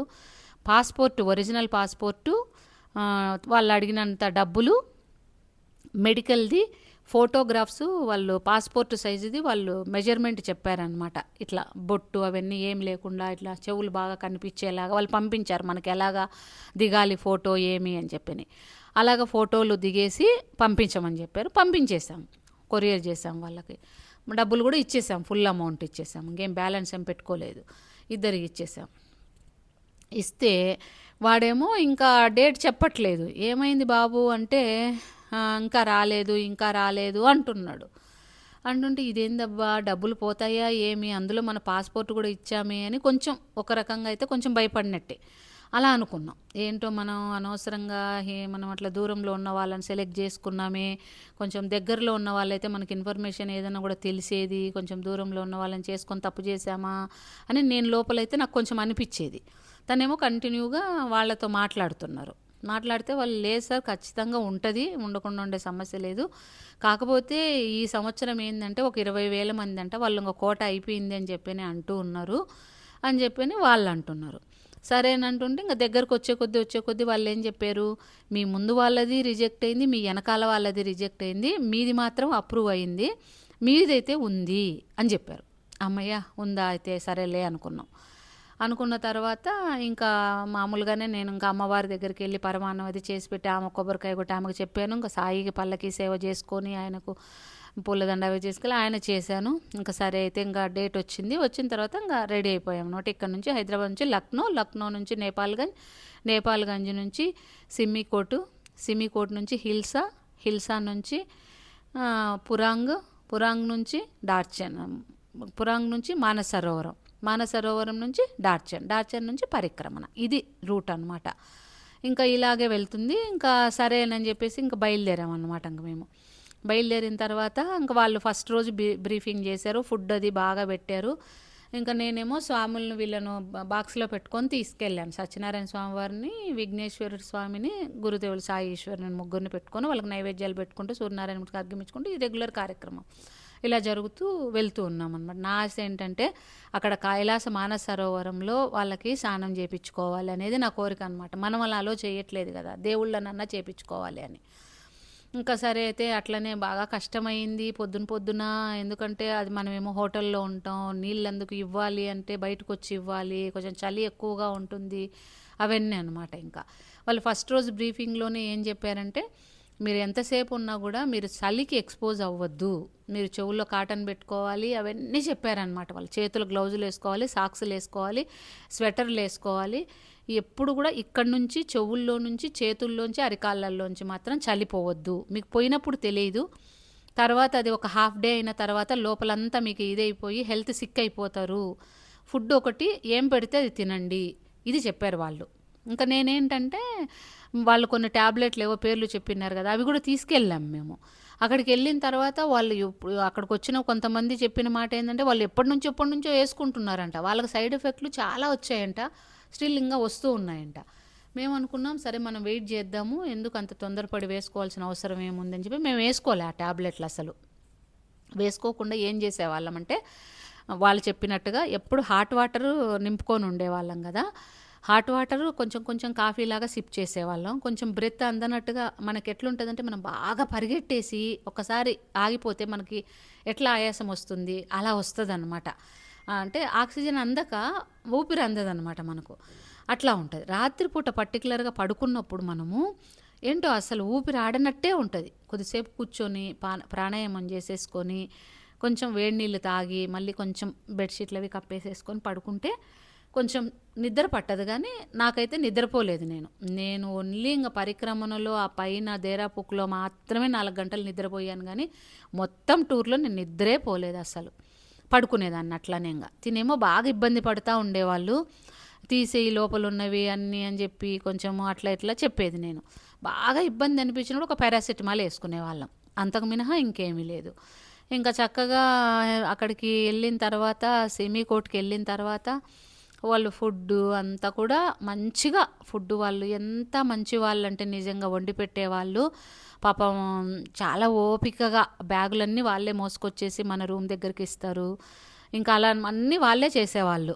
ఫుడ్ కూడా నాకేమి తినబుద్ధి కాకుండా నేను ఒకటే అనుకున్నా, ఏమనుకున్నానంటే ఈ శరీరము శివయ్య దగ్గరికి వెళ్ళే వరకు కూడా నిలబెట్టుకోవాలంటే ఎనర్జీ ఉండాలా. అందుకు కాబట్టి ఏమన్నా కూడా కానీ తినబుద్ధి కాకపోయినా తినాలి.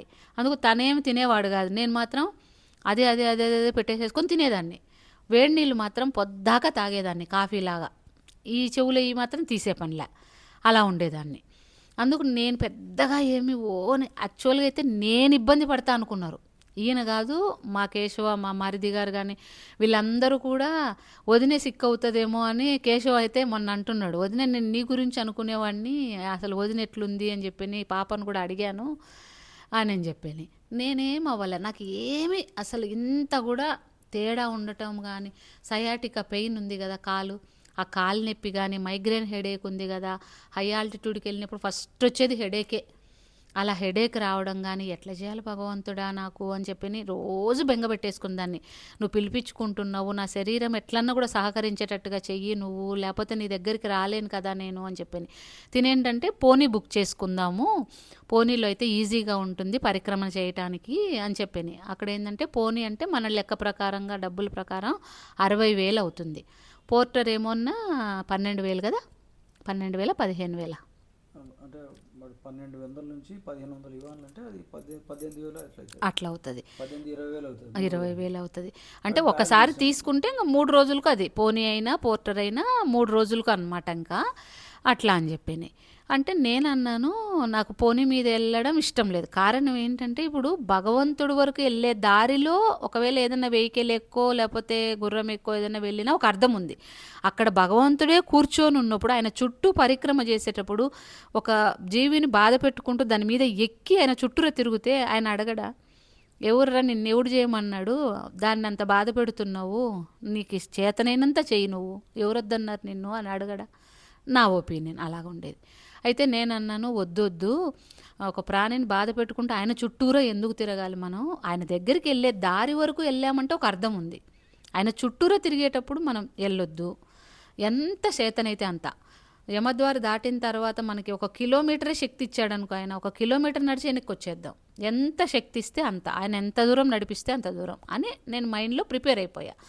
ఇంకా నాకు వేరే వాళ్ళు ఎవరెవరో భయపెట్టినా ఇది అట్లుంటుందేమో, ఇది ఇట్లుంటుందేమో, అసలు నా చెవుల్లోకి, నా మనసులోకి అసలు అట్లాంటి వెళ్ళనే లేదు. నేను ఓన్లీ ఏంటంటే, నేను రోజు పొద్దున పూట నేను చేసే పూజ ఏది ఆపలేదు. ఒక్కచోట మాత్రం ఆపాను. ఎక్కడ? మానస సరోవరంలో నైట్ పూట పడుకుంటాం అన్నమాట మనము. అక్కడ ఇంకా మరుసటి రోజు స్నానం ఉండదు. ఇంకా వాష్రూమ్లకే లేదన్నప్పుడు స్నానం అసలు ఆలోచనే ఉండదు. ఇంకా అక్కడ ఒక చోట మాత్రం ఏంటంటే, నేను మనసులో మాత్రమే దేవుడికి నైవేద్యం పెట్టుకున్నాను అంతే. ఇంకా బాహ్యంగా పెట్టాలంటే బాహ్య శుచి అవసరం కాబట్టి, ఇంకా మిగతా ఎక్కడ కూడా నేను ఒక్కరోజు కూడా వాళ్ళకి ఆపింది లేదు, వాళ్ళకు చేసింది లేదు. నిత్యము స్నానం చేసిన వెంటనే ముందు వాళ్ళకి చేసేసుకొని నైవేద్యం పెట్టుకొని, ఆ తర్వాత తీర్థం అది తీసుకొని, తర్వాత బ్రేక్ఫాస్ట్ అది చేసేవాళ్ళం అనమాట. అలా ఉండేది. అలాగా సిమికోట్లో అంతా కూడా ఏమి ఇబ్బంది లేదు, హాయిగా. ఫస్ట్ ఏం చేశాడంటే, సిమికోట్లో ట్రావెలర్స్ వాళ్ళు ఒక్కొక్కసారి మనం కామ్గా ఉండడం కూడా మనకు అది భగవంతుడు ప్లస్సేనేమో అనిపిస్తుంది నాకు. అక్కడికి చార్టెడ్ ఫ్లైట్లో వెళ్ళాం కదా, నేపాల్గంజ్ నుంచి. నేపాల్గంజ్లో సాయంత్రం పూట అమ్మవారి దగ్గరికి వెళ్ళాం. వాగేశ్వరి అమ్మవారి నాలుక పడినటువంటి క్షేత్రం అన్నమాట, శక్తిపీఠం. అక్కడికి వెళ్ళాం. అక్కడంతా బాగా నేపాల్గంజ్లో బాగా దర్శనమైంది. చాలా బాగుండింది అమ్మవారు. అంటే మనము శక్తిపీఠాలలో ఎక్కడైనా సరే ఒక చేయి పడింది, ఒక కాలు పడిందని అనుకుంటాం, కానీ అమ్మవారి అవయవాన్ని మనం ఏం చూడం. ఒక్క వాగేశ్వరి తల్లి దగ్గర మాత్రం నాలుకను మనం స్పష్టంగా ఈ కళ్ళతో మనం చూస్తాం అన్నమాట. అమ్మవారి అవయవం అప్పటి రోజుల్లో పడినటువంటి అవయవం స్టిల్ ఇప్పటికీ కొంచెం లోపలికి ఉంటుంది. దానికి సపరేట్గా డబ్బులు తీసుకుంటారు. అది అన్నమాట. అక్కడ చక్కగా జరిగింది. అక్కడ ఆయన కంకణం కట్టాడు, మీరు యాత్ర బాగా చేస్తారన్నారు. అంత బాగా జరిగింది.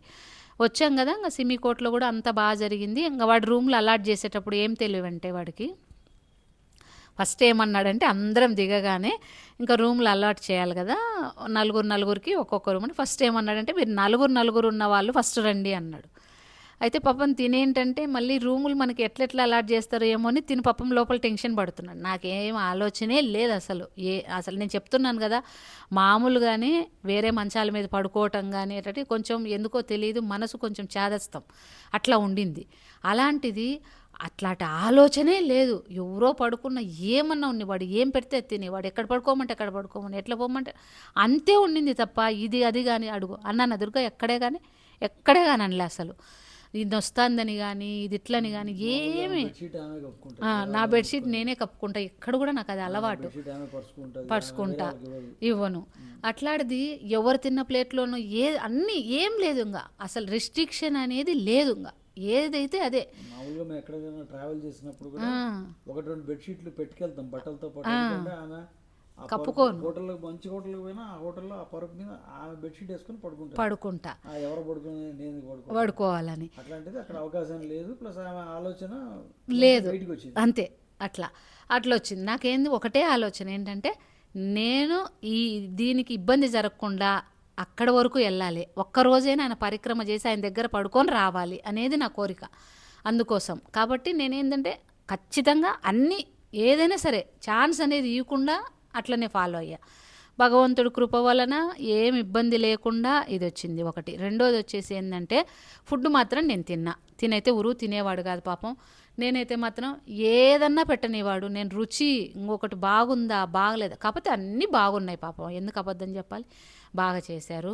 టయానికి వాళ్ళు వేడిగా చేసి పెట్టి అందరు భోజనానికి రమ్మని పిలుస్తారు. ఎంత బాగా అన్ని కడుపు నిండా వండి పెడుతూనే ఉంటారు వేడివేడిగా. అందుకని తినకేంటంటే, నేను ఎక్కడెక్కడ వండి పెట్టిన వాళ్ళకి కూడా కొన్ని డబ్బులు ఇమ్మన్నా. ఇవ్వండి మీరు అని చెప్పేసి ఎక్కడ వండి పెట్టిన వాళ్ళకు కూడా అందరికి కూడా పని చేసే వాళ్ళకి పని చేసే వాళ్ళకు టిప్పు కింద వాళ్ళు అడగరు. ఒక చిన్న డబ్బా పెడతారు, ఆ డబ్బాలో ఎవరికి తోచింది వాళ్ళు వేయచ్చు. అది కనపడేటట్టు కూడా ఏం డబ్బా పెట్టుకోలేదు, వాళ్ళు ఒక సైడ్కి పెట్టుకున్నారు అంతే, ఎవరో చూసి వెయ్యాలి. అయితే నేను చెప్పాను, అయితే ఇండియన్ రూపీస్ చేసాము, చైనాలో అయితే యువాన్ లేసు. అట్లా వాళ్ళు బాగా చేశారు పాపం, మన బ్యాగులు మోసారు, అన్నీ చేశారు కదా.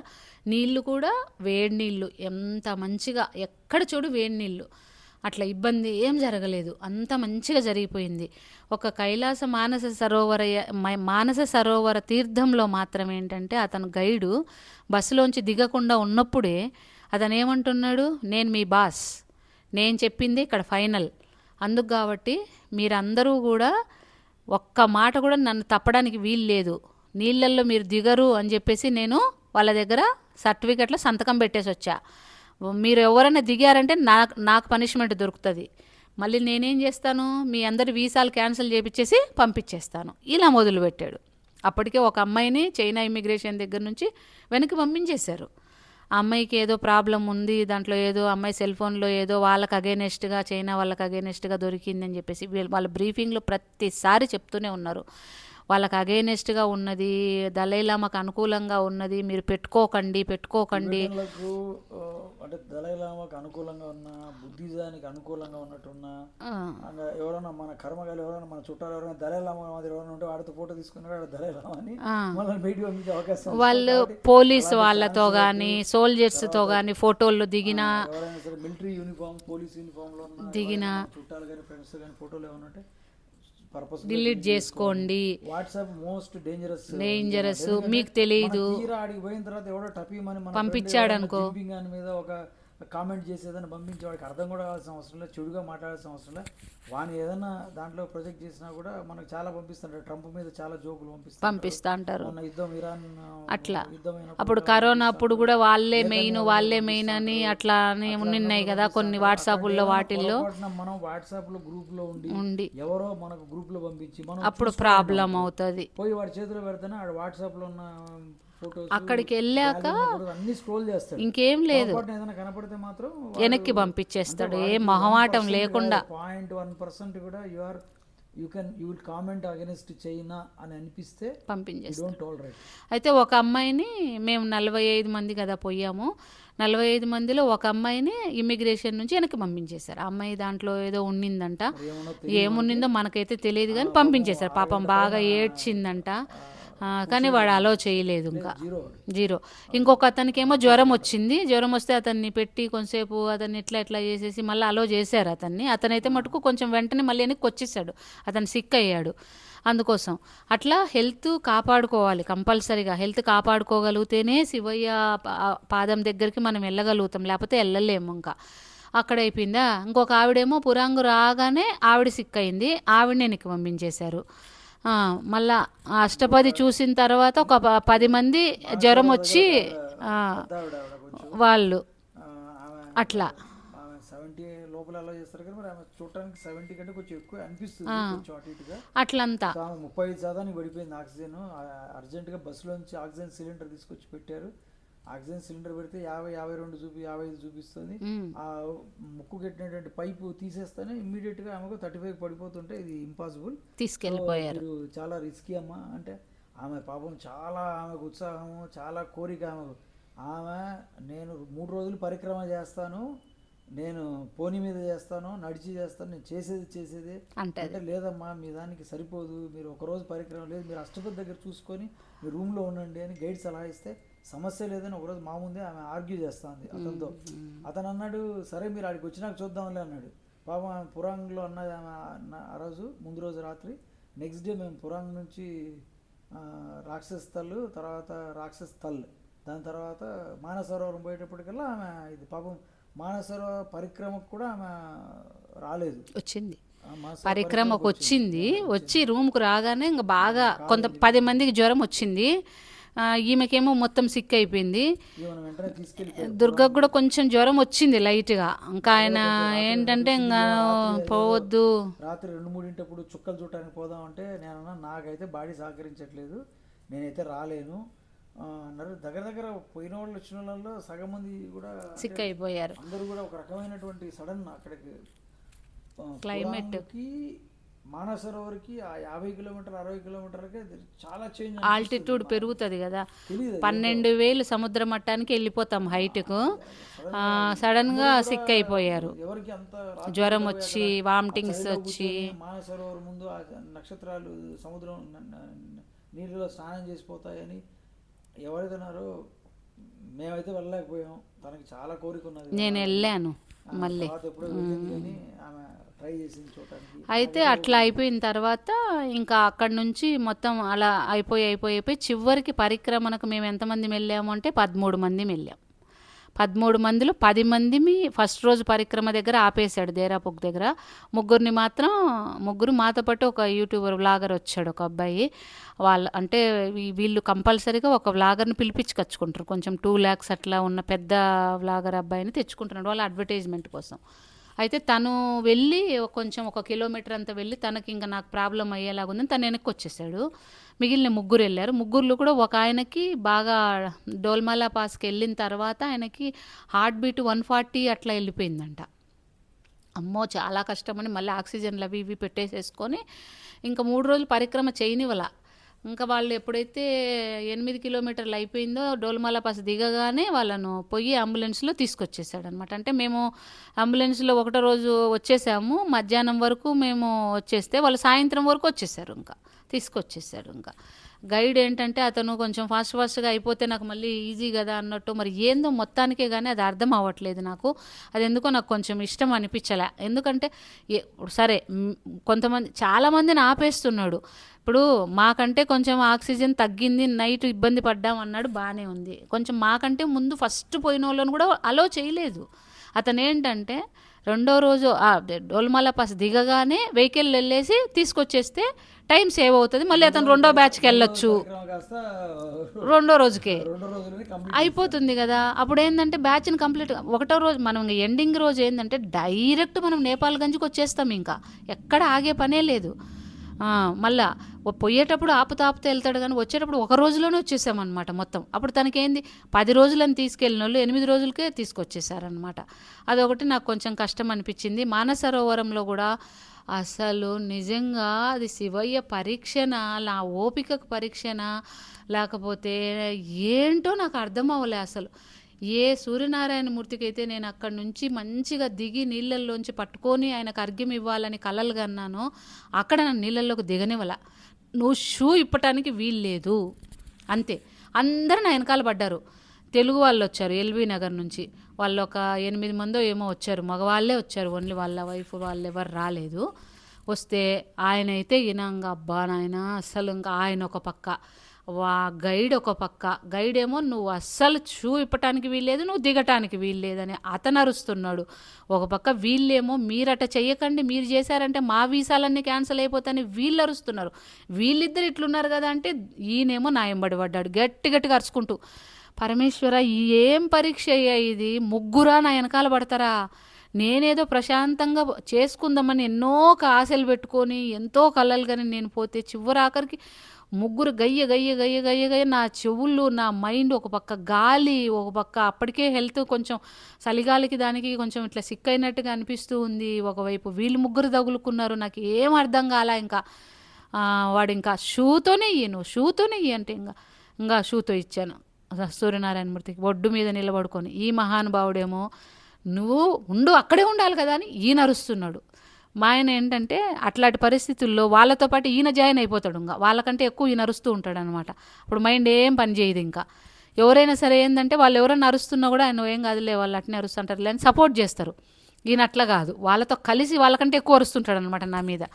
ఇంకా నాకు అర్థం కాలే ఏంటిది పరీక్ష ఏంటి పరమేశ్వర్ అని నేను ఇంకా మైండ్ ఒక్కసారి ఇట్లా 1 నిమిషం అంతే కళ్ళు మూసుకున్నాను. ఇంకా సరే షూతో అయినా సరే నేను ఇస్తానని చెప్పేసి ఆయనకు మనసుతోనే క్షమాపణ కోరుకున్న. పరమేశ్వరన్ నాకు ఇంతకంటే వేరే మార్గం లేదు, నన్ను ముగ్గురు తగులుకున్నారు, ఇంకా నేను ఇంతకంటే చేయలేను, ఇంకా నేను షూతోనే ఇస్తానని చెప్పేసి చెంబులో నీళ్లు పోసుకొని బయట ఒడ్డు నుంచే సూర్యనారాయణమూర్తికి అర్ఘ్యం ఇచ్చేసాను. అక్కడ బట్ట పడిసేసి కూర్చొని ఇంకా నేను స్టార్ట్ చేశా. మామూలుగా అయితే ఎప్పుడు కూడా స్టార్టింగ్ నుంచి కూడా తన చేతే చేపిస్తాను నేను. వీళ్ళందరూ నా మైండ్ను ఇట్లా అరిసి అరిసి అరిసి అరిసి నాకు ఏం చేస్తున్నా నాకు అర్థం కాల. చెయ్యాలనేది ఒక్కటే మనసులో తెలుస్తుంది తప్పించి తన చేత చేపియాలా అనేది నా మైండ్కి రాలా.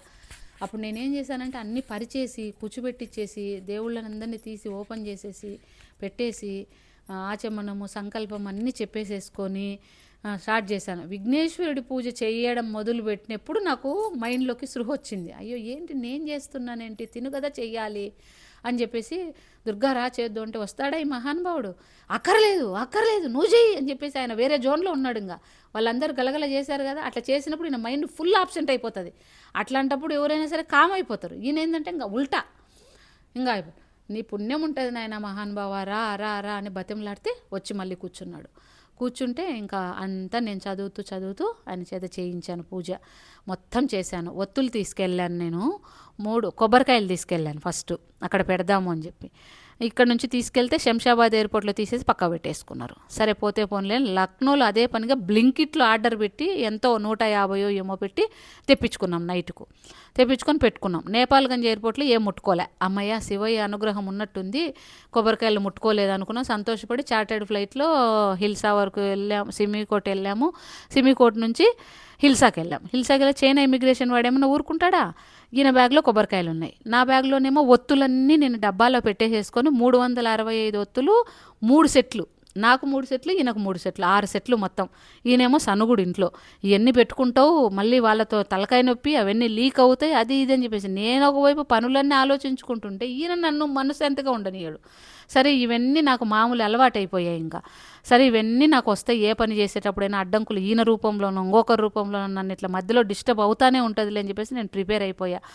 కాదులే నేను పెట్టుకుంటాలే అని చెప్పి ఆవు నెయ్యి తెప్పించేసుకొని 3 సెట్లు నాకు 3 సెట్లు తినకంటే 6 సెట్లు 365 ఒత్తులు వెలిగించుకోవడానికి అని చెప్పేసి నేను ఒక డబ్బాలో పెట్టేసేసి ఆవు నెయ్యి అంతా పోసి డీ ఫ్రిడ్జ్లో పెట్టేసి ఇంకా తీసుకెళ్ళేటప్పుడు మార్నింగ్ తీసుకెళ్తే సరిపోతుంది, గడ్డ కట్టి ఉంటుంది కాబట్టి మనము క్యాబిన్ బ్యాగ్లో కాకుండా దాంట్లో పెడతాం కదా, ఆ బ్యాగ్లో పెట్టేస్తే సరిపోతుందిలే అని చెప్పి లగేజ్ బ్యాగ్లో చెక్ఇన్లో అని చెప్పేసి ఇంకా తీసుకెళ్ళి అన్నీ పెట్టేసేసుకొని ఏవేవైతే కావాలో అవన్నీ బిల్వ దళాలు, స్వామిని ఎలా కూర్చోబెట్టుకోవాలని ఒక చిన్నది బాక్సు, ఆయనకు దెబ్బ తగలకుండా కొంచెం కింద కొంచెం మంచి కొత్త కర్చీఫ్ వేసి కాటన్ వేసి అలా పూజ అయిపోతూనే వాళ్ళని దాంట్లో పడుకోబెట్టించేసుకునేదాన్ని.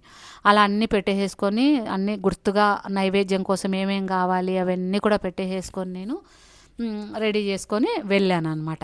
ఇంకా అక్కడ పూజ అయిపోయిన తర్వాత గాలి విపరీతమైన గాలి, ఇంకా ఒత్తులు వెలిగించాలి కదా అని చెప్పి చూస్తే ఆ పక్కన ఇంకొక ఆంటీ వాళ్ళ కొడుకును కూర్చోబెట్టుకొని శివయ్యతో పూజ చేసుకున్నారనమాట. శివలింగాలు ఉన్నాయి కదా చేసుకున్నారు, ఆంటీకి అలవాటేనంట అట్లా ఆంటీ చేసుకొని ఆంటీ ఏం చేశారంటే మాకంటే ముందు అయిపోయింది ఆంటీది, అంటే కొంచెం చిన్నగానే చేసుకున్నట్టున్నారు మరి చూడలేదు నేను. ఆంటీ ఏం చేశారంటే వాళ్ళ అబ్బాయితో కలిసి కొన్ని రాళ్ళన్నీ బాగా ఇట్లా గూడులాగా పెట్టేసి అక్కడ ఒత్తులు వెలిగించుకున్నారు ఆంటీ. ఇంకా అది ఉంది కదా, ఇంకా వాడేమో మీరు ఏమే కానీ వెలిగేయటానికి వీల్లేదు, మీరు కచరా అంతా ఇక్కడ వేయటానికి వీల్లేదు అని అంటే నేను అన్నీ ఎత్తుకుపోతారా నాయన, ఏమీ వేయను అన్నీ బ్యాగ్లో పెట్టుకుని ఎత్తుకుపోయి డస్ట్బిన్లోనే పడేసుకుంటానని చెప్పి వాడితో ఒక పక్క సరే అని చెప్పేసి అక్కడికి వెళ్ళి ముట్టిస్తున్నాను. మీరు వెలిగించడానికి వీల్లేదు అది ఇది అని, నీకేం మెంటల్ రా నాయన, ఈ లోపల రాళ్ళ సందులో పెట్టిన దానికి నీకేం ప్రాబ్లం రా నాయన అని చెప్పేసి ఇంక నేను పట్టించుకోలే. ఇంకేనేమో వాడంటే వాడిని గురించి పట్టించుకోవద్దు, మీరు వాడిని పిలవద్దు అసలు, ముందు మీరు పిలిస్తే వాడు ఇంకా అసలు ఇంకా తగులుకుంటాడు వద్దని చెప్పేసి నాకు చెప్పేసి వెళ్ళి ఆ ఒత్తులు ఇద్దరివి 365 ఆ లోపల పెట్టేసి వెలిగించేసాం ఒడ్డున్నే. అక్కడ ఒక సెట్ అయిపోయాయి. ఇంకా నెక్స్ట్ 2వ సెట్ వచ్చేసి యమద్వారం దగ్గర వెలిగించాము. 3వ సెట్ వచ్చేసి పైన దేరాపుక్లో స్వామి ఉత్తరముఖంలో ఆయన పాదాల దగ్గరే పడుకుంటాం మనం పొద్దుట, అక్కడ వెలిగించాను అనమాట 3వ సెట్ ఒకటి. అట్లా పెట్టుకున్నాను నేను. యమద్వారం దగ్గర కొన్ని పూజలు అవన్నీ కూడా ఇట్లా చేస్తే మంచిదని చెప్పేసి నీళ్ళు అది చిలకరించుకొని 72 సార్లు పంచాక్షరి మంత్రం చెప్పుకొని, ఎందుకు చెప్పుకోవాలి అని అంటే మనకి మొత్తం బాడీలో ఉన్నటువంటివి 72 కణాలు ఏవో ఉంటాయట. అందుకు కాబట్టి ప్రతి కణము చేసినటువంటి పాపానికి పరిహారం అంటది. అందుకని 72 సార్లు తల మీద సంప్రోక్షణ చేసేసుకొని మళ్ళీ ఒక 21 సార్లు అది అయిపోయిన తర్వాత చేసేసేసుకొని అక్కడేమో ఒత్తులు ఇద్దరము 365 ఒత్తులు పెట్టేసేస్తే వాడు చైనా వాళ్ళు ఏం చేస్తున్నారు, అక్కడ పోలీసు వాళ్ళు ఉన్నారు, వాళ్ళు ఏం చేస్తున్నారు, వెలిగించిన మరుక్షణము ఆ పైప్ ఏదో పెట్టేసి దాంట్లో ఇసుక లాంటిది పెట్టేసుకొని కార్బన్ డైఆక్సైడ్ పెట్టుకొని వాడు పెట్టుకొని కొడుతున్నాడు, ఒక్క సెకండ్లో కొట్టేస్తున్నాడు. అయితే నేను తినకు చెప్పాను, వెళ్ళి ఒకసారి నువ్వు వాడిని ఇంగ్లీష్లో చెప్పు, మేము వెలిగించుకుంటాం, మాకు అది సెంటిమెంటు, కనీసం ఒక పావు గంట సేపు అయినా సరే వాడిని ఉంచమని చెప్పు, తర్వాత కొట్టుకోమని చెప్పు, మనకేం అభ్యంతరం లేదు, కనీసం ఒక 15 నిమిషాలు స్వామి దగ్గర వెలిగినా కూడా చాలు మనకు అని చెప్పి నేను చెప్తే ఈయన వెళ్ళి వాళ్ళకి చెప్పారనమాట. చెప్తే వాళ్ళు ఓకే అని ఒప్పుకున్నారు. ఏదో పెట్టుకొని చెప్తే చేసుకున్నాడు.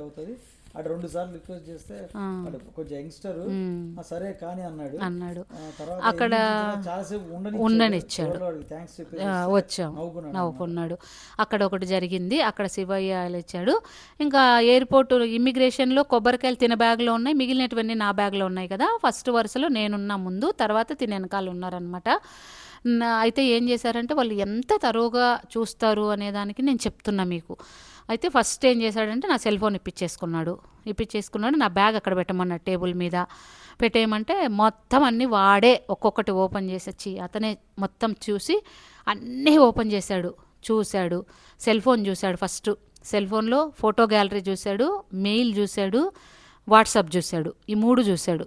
నా ఏమి లేవు, ఎందుకంటే నేను ఆల్రెడీ పిల్లలతో బాబుతో మేమేం చేసామంటే 2 ఫోన్లు కూడా ఇవన్నీ ఉంటాయని మాకు వాళ్ళు ముందే చెప్పున్నారు కనుక బ్రీఫింగ్ మనకి ఇస్తారనమాట, ఏమేమి తీసుకోవాలి, ఏమేమి ఉండాలి, ఎట్లా అనేది వాళ్ళు ముందే పంపించారు కదా, దాంట్లో ఉన్నాయి.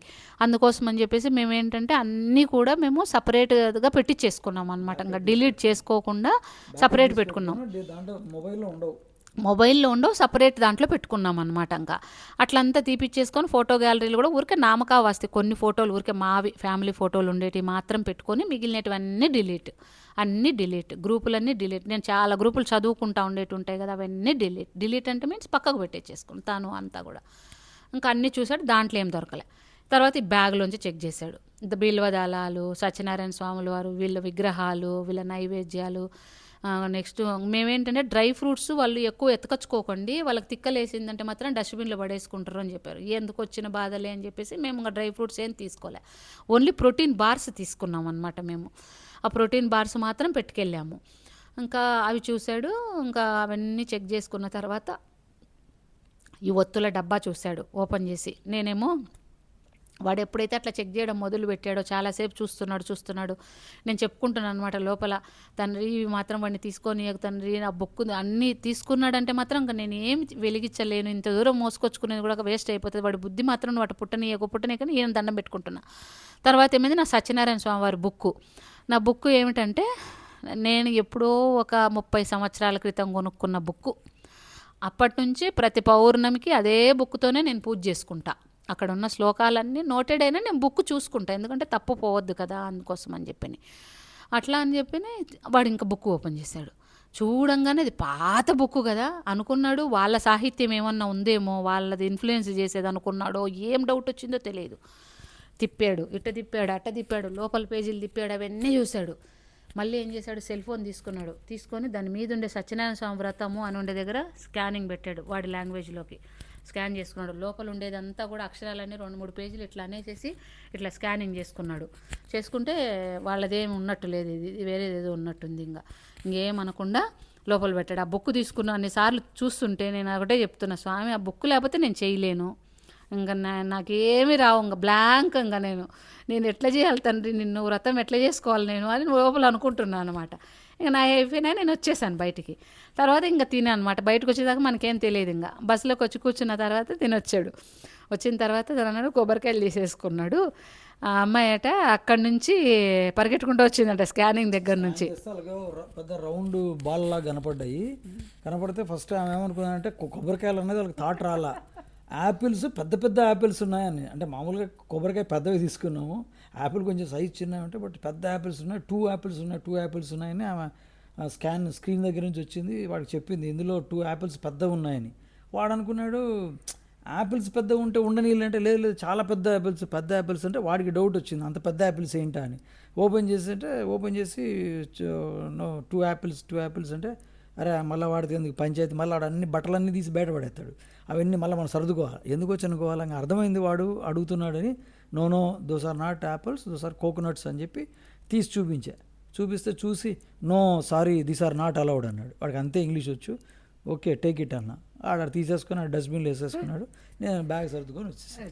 ఇంకా లేకుంటే వాడితో ఎక్కువ మనం అలా ఇలాగా ప్లీజ్ గీజ్ అంటే వాడు ఏం తిక్కబుట్టి నువ్వు కూడా పో, కొబ్బరికాయలు అక్కర్లేదు నువ్వు కూడా పో అంటాడేమో. ఎందుకు వచ్చిన తలకానట్టు వాడితో వెంటముండా కొడుకు ముందుగానే. అయితే ఇంకా లోపలికి బస్ ఎక్కగానే కొబ్బరికాయలు తీసేసుకున్నాడు అన్నాడు. అయ్యో శివయ్యకి ఇష్టం లేదు కామోసు, సరే పోనీలే ఇంకా అని చెప్పేసి వదిలేసుకున్నాం. ఇంకా అన్నీ మంచిగా జరిగాయి. నాకు ఎక్కడే కానీ పరమేశ్వరుడు కృప, సయాటిక నొప్పి కానీ, మైగ్రేన్ హెడేక్ కానీ వచ్చింది కానీ, అలసటగా అనిపించింది కానీ, తినబుద్ధి కాకుండా ఉండడం కానీ లేదు. ఒకటి ఏంటంటే పడుకున్నప్పుడు రాత్రిపూట మాత్రం అట్లా అనిపించేది అంతే. కొద్దిసేపు బ్రీతింగ్ ఎక్సర్సైజ్ చేసుకొని వేడి నీళ్ళు తాగేదాన్ని, నార్మల్ అయిపోయేది. అన్ని చోట్ల నేను స్నానం చేసేదాన్ని. ఈ మధ్యలో ఎక్కడ సిక్ అయిపోతుందో అని ఎక్కువ భయపడేవాడు. ఈ సయాటికా పెయిన్, కాలు నొప్పి విపరీతంగా వస్తుంది. ఎక్కడ ఎక్కువసేపు నిలబడ్డా, ఎక్కువ ఒక నడిచిన. సో ఎక్కడ మధ్యలో ఇబ్బంది పడి ఇదంతా ఇదవుతుందేమోనని ఆ జర్నీ చూస్తే అలా అనిపిస్తుంది మధ్యలో ఎక్కడైనా. కానీ ఎక్కడే కానీ మామూలుగా ఇక్కడన్నా ఉంటే ఎప్పుడన్నా ఇంట్లో ఇవాళ నాకు పని ఎక్కువైపోయింది, నాకు ఈ కాలు మొత్తం లాగేస్తుంది అనేది అన్ని రోజుల్లో ఎక్కడ కూడా నాకు ఈ ప్రాబ్లం ఉంది అని కానీ ఉందో లేదో నాకైతే ఏమైనా ఉంటే బయటికి చెప్పలేదేమో, ఎందుకు అనవసరంగా నేను చెప్పి తన టెన్షన్ పెట్టడం అని ఏమైనా ఉన్నదేమో తెలియదు కానీ బట్ నాకైతే మాత్రం చెప్పలేదు. అంతా ఓకేనంటే ఆ బ్రహ్మాండం, నాకేం ప్రాబ్లం లేదనేది. సో అది అయితే తిను ఎప్పుడు కూడా ఇందాక తను చెప్పినట్టు తను అనేవాళ్ళు అనమాట, నువ్వు ఒక్కరోజు కూడా వాకింగ్ చేయట్లేదు, నువ్వు బ్రీతింగ్ ఎక్సర్సైజ్ చేయట్లేదు, నువ్వు అక్కడికి వెళ్ళాక నువ్వు శివయ్య దగ్గర పరిక్రమ చేస్తావా చేయవా, నువ్వు చేయలేవు, నీకు ఈజీ కాదు, నీకు అర్థం అవ్వట్లేదు చెప్తేనే అనేవాళ్ళు అనమాట. నేను చెప్పేదాన్ని నాకు తెలుసు, ఏదో అంత దూరం పోయి అనవసరంగా పోయిన పర్పస్లో కాకుండా నువ్వు సగంలో ఇబ్బంది పడతావేమో. ఇంకా అంటే ఆమె పోలేకపోతే నేను ఆటోమేటిక్గా నేను కూడా పోలేను, ఎందుకంటే ఆమెను వదిలేసి నేను పోలేను కదా. సో కాబట్టి ఇబ్బంది అవుతుంది. నువ్వు ప్రాక్టీస్ చేయి అంటే నువ్వు కావాలంటే చేసుకోపో, నాకు అవసరం లేదనేది. అయితే నేను ఏం చేయకుండానే నాకంటే బెటర్ లేదు, అది నేను చెప్పేదాన్ని అనమాట. నేనేం చేస్తున్నాను అనేది నీకు తెలియదు. నేను సుందరాకాండ షోడశ దిన పారాయణం 3 సార్లు చేశాను. షోడశ దిన చేయటం, ఉద్యాపన చెప్పటం, మళ్ళీ షోడశ దిన చేయటం, ఉద్యాపన చెప్పటం, అలా సుందరాకాండ 3 సార్లు చేశాను. మన పెద్దలు చెప్పే మాట ఏంటంటే ఏవైనా సరే శ్లోకాలు, సాంస్క్రిట్ శ్లోకాలు, ఇలా ఇతిహాసాల్లో ఉన్నటువంటి శ్లోకాలు పారాయణ చేస్తూ ఉన్నప్పుడు ఏమవుతుందంటే ఆటోమేటిక్గా అది బ్రీతింగ్ ఎక్సర్సైజ్ అవుతుంది. ఎందుకంటే కొన్ని చోట్లేమో ఒక లైన్ పూర్తిగా చదువుతాం మనం హైలో, కొన్ని చోట్లేమో లోలో హాఫ్ లైన్ చదివి మళ్ళీ హాఫ్ లైన్ చదువుతాం. అలాగ మనకు తెలియకుండానే శ్వాసను ఎక్కువగా తక్కువగా అలా ఆపుకుంటూ అలా చేస్తామన్నమాట. అప్పుడు మనకు ఆటోమేటిక్గా బ్రీతింగ్ ఎక్సర్సైజ్ అయిపోతుంది. అది ఇంకా వాకింగ్ అంటారా, నేను 4 గంటలకు లేస్తాను. 4 గంటల నుంచి మధ్యాహ్నం 10:30-11 వరకు కూడా నేను కూర్చునేది ఏమి ఉండదు. తిరిగి ఇంట్లో బయట తిరగలేదన్న మాటే కానీ ఇంట్లో తిరుగుతూనే పని చేసుకుంటూ ఉంటా. కాబట్టి నేను ఎన్ని గంటలు చేస్తున్నాను వాకింగ్, అన్ని గంటలు వాకింగ్ చేస్తున్నా, బ్రీతింగ్ ఎక్సర్సైజ్ చేస్తున్నా. అంటే నాకు తెలుసు నేను చేస్తున్నట్టు. కానీ తినేంటంటే నువ్వు చెయ్యట్లేదు అనేవాడు. లేదు, నువ్వు నా గురించి పెట్టుకోకు, నాకు తెలుసు నేనేం చేస్తున్నానో, నువ్వు నీ గురించి ఆలోచించుకొని నువ్వు చేసుకో అనేవాడిని నేను. అందుకోసమైందా నేను ఎక్కడే కానీ ఇబ్బంది పడలే, కానీ తను రోజు ఇబ్బంది పడ్డాడు. నేను చూశాను, నిద్రపోయేవాడు కాదు, తినేవాడు కాదు, ఇబ్బంది పడుతూనే ఉన్నాడు కంటిన్యూగా. అంతే అది. ఇంకా ఆయన స్ట్రాంగ్ ఉంటా అనుకున్నాడు. నేను స్ట్రాంగ్ కాదు, నాది ఏంటంటే నా శరీరము నువ్వు ఎంత దూరం రాణించుకుంటే అంత దూరం రాణించుకో, నువ్వు అక్కడ తీసేసుకున్నా నాకేం అభ్యంతరం ఏం లేదు. ఈ శరీరము నీ దగ్గరకు వచ్చాక పోయిందనుకో నాకు ఎలాంటి అభ్యంతరము లేదు. నాకు పరిపూర్ణమైన జీవితం. నాకు ఇది లోటు ఉందని కానీ శివయ్య నాకు ఇవ్వలేదని కానీ నాకు ఏమీ లేదు, పరిపూర్ణంగా ఉంది. అందుకు కాబట్టి నాకు ఏ కోరిక లేదు. ఓన్లీ నిన్ను చూసుకుంటా. నీ దగ్గర పోవడం అంత పుణ్యం నాకు ఇంకేం ఉంటుంది, ఇంకా ఉండదు కదా. అందుకు కాబట్టి ఎంత దూరం ఈ శరీరం నిలబెడతావా నిలబెట్టు, తీసుకుంటావా తీసుకో, నాకేం వద్దని. అందుకు నా మైండ్లోకి అట్లాంటి థాట్స్ కానీ లేకపోతే ఇంకోటి కానీ ఏమీ రాలా. పరిక్రమ చేసేటప్పుడు రాలా. పరిక్రమ చేసేటప్పుడు మీకు ఇంకొక మాట చెప్పాలి, నేను ఒక్కసారి యమద్వారంలోంచి లోపలికి వెళ్తూనే భైరవుడు ఎదురొచ్చాడు. వచ్చి నా ముఖం పెట్టి చూశాడు కదా దుర్గా. చూస్తూనే అది షూట్ చేయలే. యాక్చువల్గా అయితే అప్పుడు షూట్ చేసింటే బాగుండేది, నేను చేయలే. అమ్మ ఏంటి అలా చూస్తున్నాడు అనుకున్నా. అయితే మళ్ళీ మేము 1 కిలోమీటర్ అంత నడిచిన తర్వాత మళ్ళీ వెనక్కి వస్తున్నాడు ఆయన అక్కడ నుంచి, లోపల నుంచి. అప్పుడు దూరంగా నుంచి తీశాను, అది తర్వాత వ్లాగ్లో పెట్టినప్పుడు మీరు చూద్దురు. కానీ అదే అనమాట. ఇంకా అందుకు నాకు ఓన్లీ అలా మనసులో నామస్మరణ చేసుకుంటూ ఆయనను చూసుకుంటూ, శివయ్య కనిపి శివయ్య నువ్వు క్లౌడ్స్లో ఉండిపోయావు, వరుణదేవ నువ్వు దూరం జరుగుతానండి, శివయ్య దర్శనమిస్తాడు, ఇదే చెప్పుకుంటూ పోతున్నానే తప్ప ఇంకా వేరే ఇతరం లేదు నాకు, ఇంకా ఆలోచనే లేదు. ఇంకా మళ్ళీ పశ్చిమ ముఖ ద్వారం దగ్గరకు వచ్చినప్పుడు ఏంటంటే సప్త ఋషులు అక్కడ స్వామికి అభిషేకం చేస్తారు అని చెప్తారు. ఆ నీళ్ళు వస్తూ ఉంటాయి అన్నమాట. అక్కడ కొన్ని నీళ్లు తీర్థం కింద తీసుకొని తల మీద చల్లుకొని ఒక బాటిల్తో పట్టుకున్నా. ఎందుకు అప్పుడు తాగటానికి కొన్ని అవ్వలేదు, మళ్ళీ తర్వాత తాగొచ్చు అని చెప్పింది. తినేంటంటే ఇంకా నైట్ అయ్యేపాటికి నేను కొంచెం ఇట్లా టైర్డ్ అయిపోయి కొంచెం ఇట్లా అయిపోయాం కదా.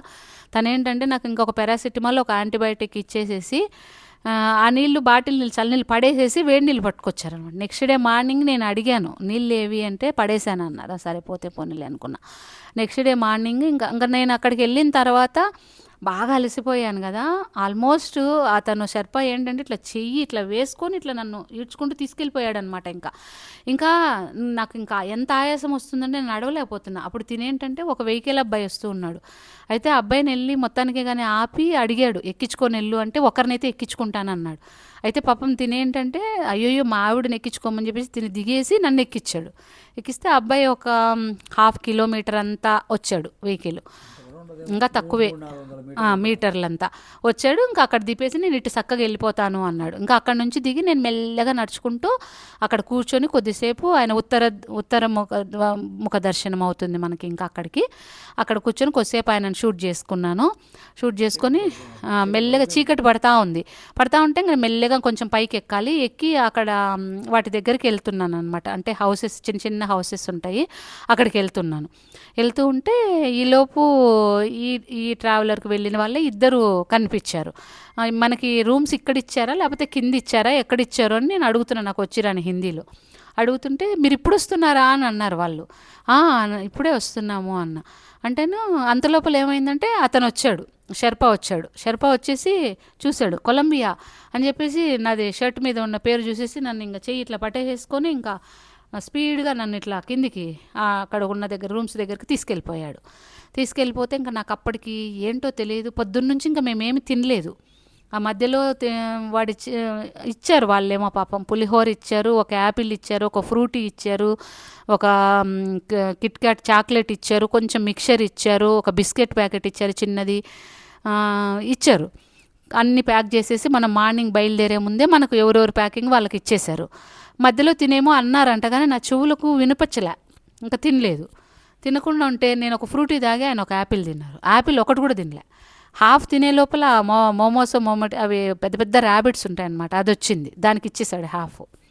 ఇంకంతే, ఇంకా మేము ఏమీ తినటం కానీ, ఒక్కసారి యమద్వారం దాటి లోపలికి వెళ్ళిన తర్వాత తినటం కానీ, నెక్స్ట్ యూరినల్స్ వెళ్ళటం కానీ, బాత్రూమ్ వెళ్ళటం కానీ